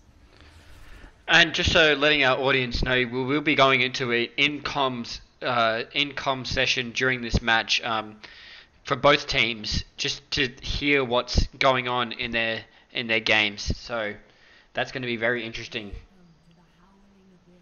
You know what? I think we might go on deck with Branson right now. We're going to go on deck with them to our internal comms preview. Talking about Dick Brad. Oh yeah. Oh yeah. Do you want to get some ice cream after this game or something? Yeah, right. Yeah. After we win, right? Yeah. What movies do you reckon are on? Channels. Incredible stuff coming out from Branson. They're considering the matchup, they're considering their itemization, and what I heard from them right there was genius. Honestly, that's the only way I can describe it. You know? Yeah, I mean, it's always important to, you know, when you're in this kind of high pressure situation, you have to have your head in the game. They have, and their heads are definitely in the game. Definitely in the game. That was incredible. Yeah, definitely. We know one thing we know about these guys is that when it's a high pressure scenario, when the chips are down, they are willing to give head, and that's important. Exactly. And I'm gonna go on deck with Eddie and Lachlan, aka Team Edlin. Let's see. Channels. Internal comms. Howdy, howdy. What do you want? It's a comms preview. Just talk about the game normally. So the first step of making a butter chicken, once you've cut the chicken, of course, is to just coat your chicken with some spices, and that's really going to enhance the flavor when you put it in the oven later. And incredible analysis from Team Edlin. Again, just both of these teams they're just focused in. They're dialed into this game. They know that what they need to do now is win, because this is down to the wire. This is truly down to the wire. What Eddie, a white person, would know about butter chicken that Lachlan doesn't? I mean, is it possible that butter chicken is exclusively a dish for white people and not Indians? Well, from what I've heard, Lachlan seems to think otherwise. He's a big fan of butter chicken, and I've heard him state that him as an Indian male, he appreciates when white people order butter chicken because it's kind of a compliment to their culture and their greatest accomplishment. Well, we know, of course, Lachlan being an Indian is going to be looking to shit on the competition in the course of this game, but at the moment it's... Oh my god, and Jansen gets locked up there, and I think Brad's going to get a kill! And Brad does get a kill! He gets a kill on Eddie! We were worried about this Kaiser pick in the early game, but when it comes to level 6, he does have that ult to get in, and uses it spectacularly. The Zyra ult is not going to matter because Eddie's going to go down there. Have they cracked the code with this Malzahar pick? Is this the matchup they were looking for in this game 3? They have cracked a cold, they have cracked the code just like Nick cracks a cold one, so I'd say yes. Yeah, Nick, of course, unable to be here tonight because he is, I mean, probably working. Let's be fair to Nick here. He's probably working. Shout out to Nick. Get a better job. And you heard it first here, folks. Nick is working. Alright, so let's zone back in on this game. Let's have a think about what's going on. Brad's gone for this Hex Drinker, and Jansen again has gone for this Chalice. It does look like these guys are looking out for their magic resist, and that's the main stat that they're trying to zone in on here. Indeed. Do you think Lachlan should have maybe gone AD? Do you think this was maybe the game to switch things up, or do you think this AP pick is working out for him? Not only do I think this AP pick is working for him, but I think this is the greatest itemization choice I have seen yet.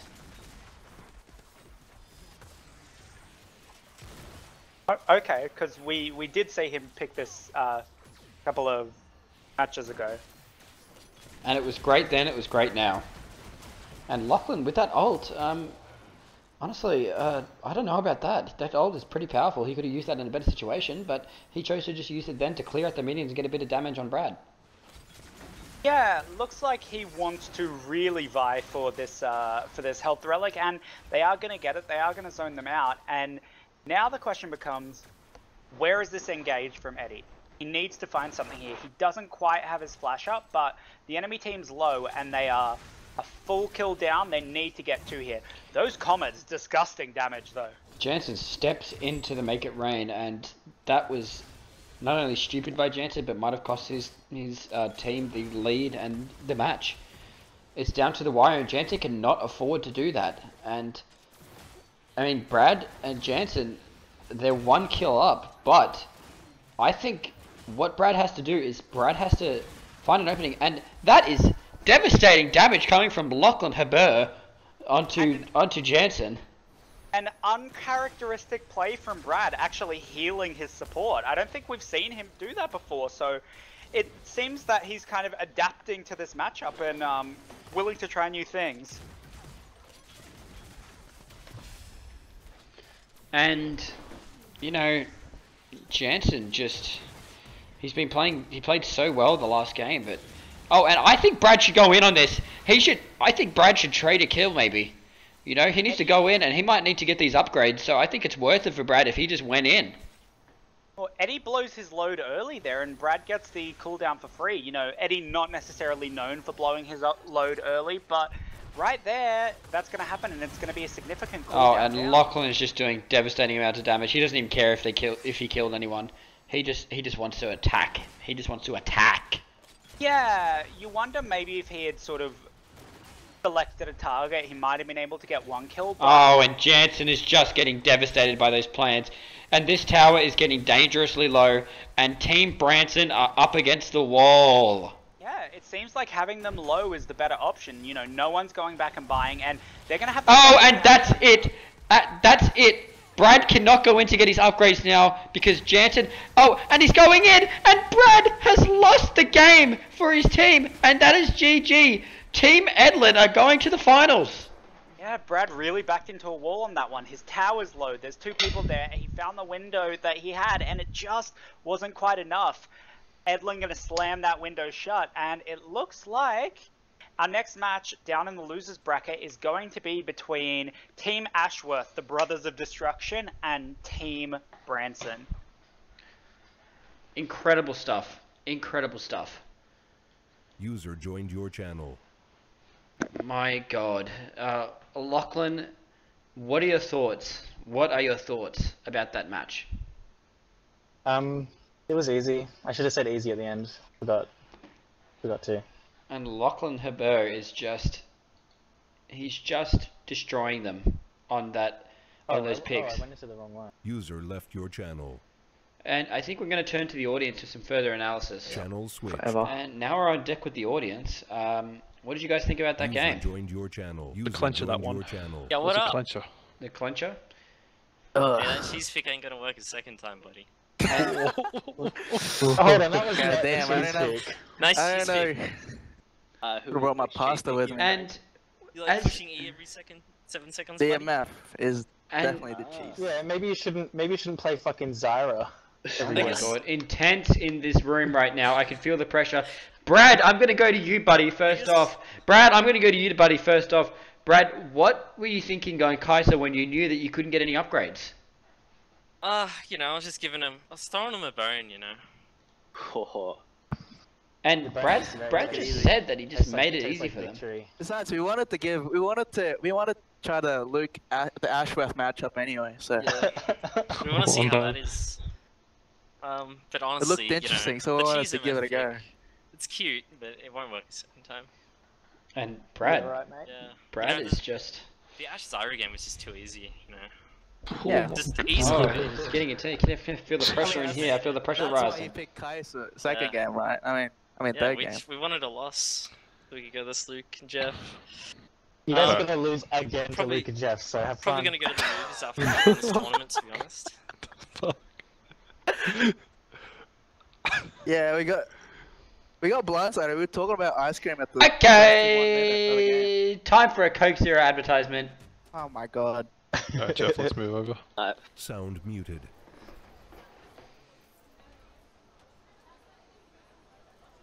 Oh, here we go.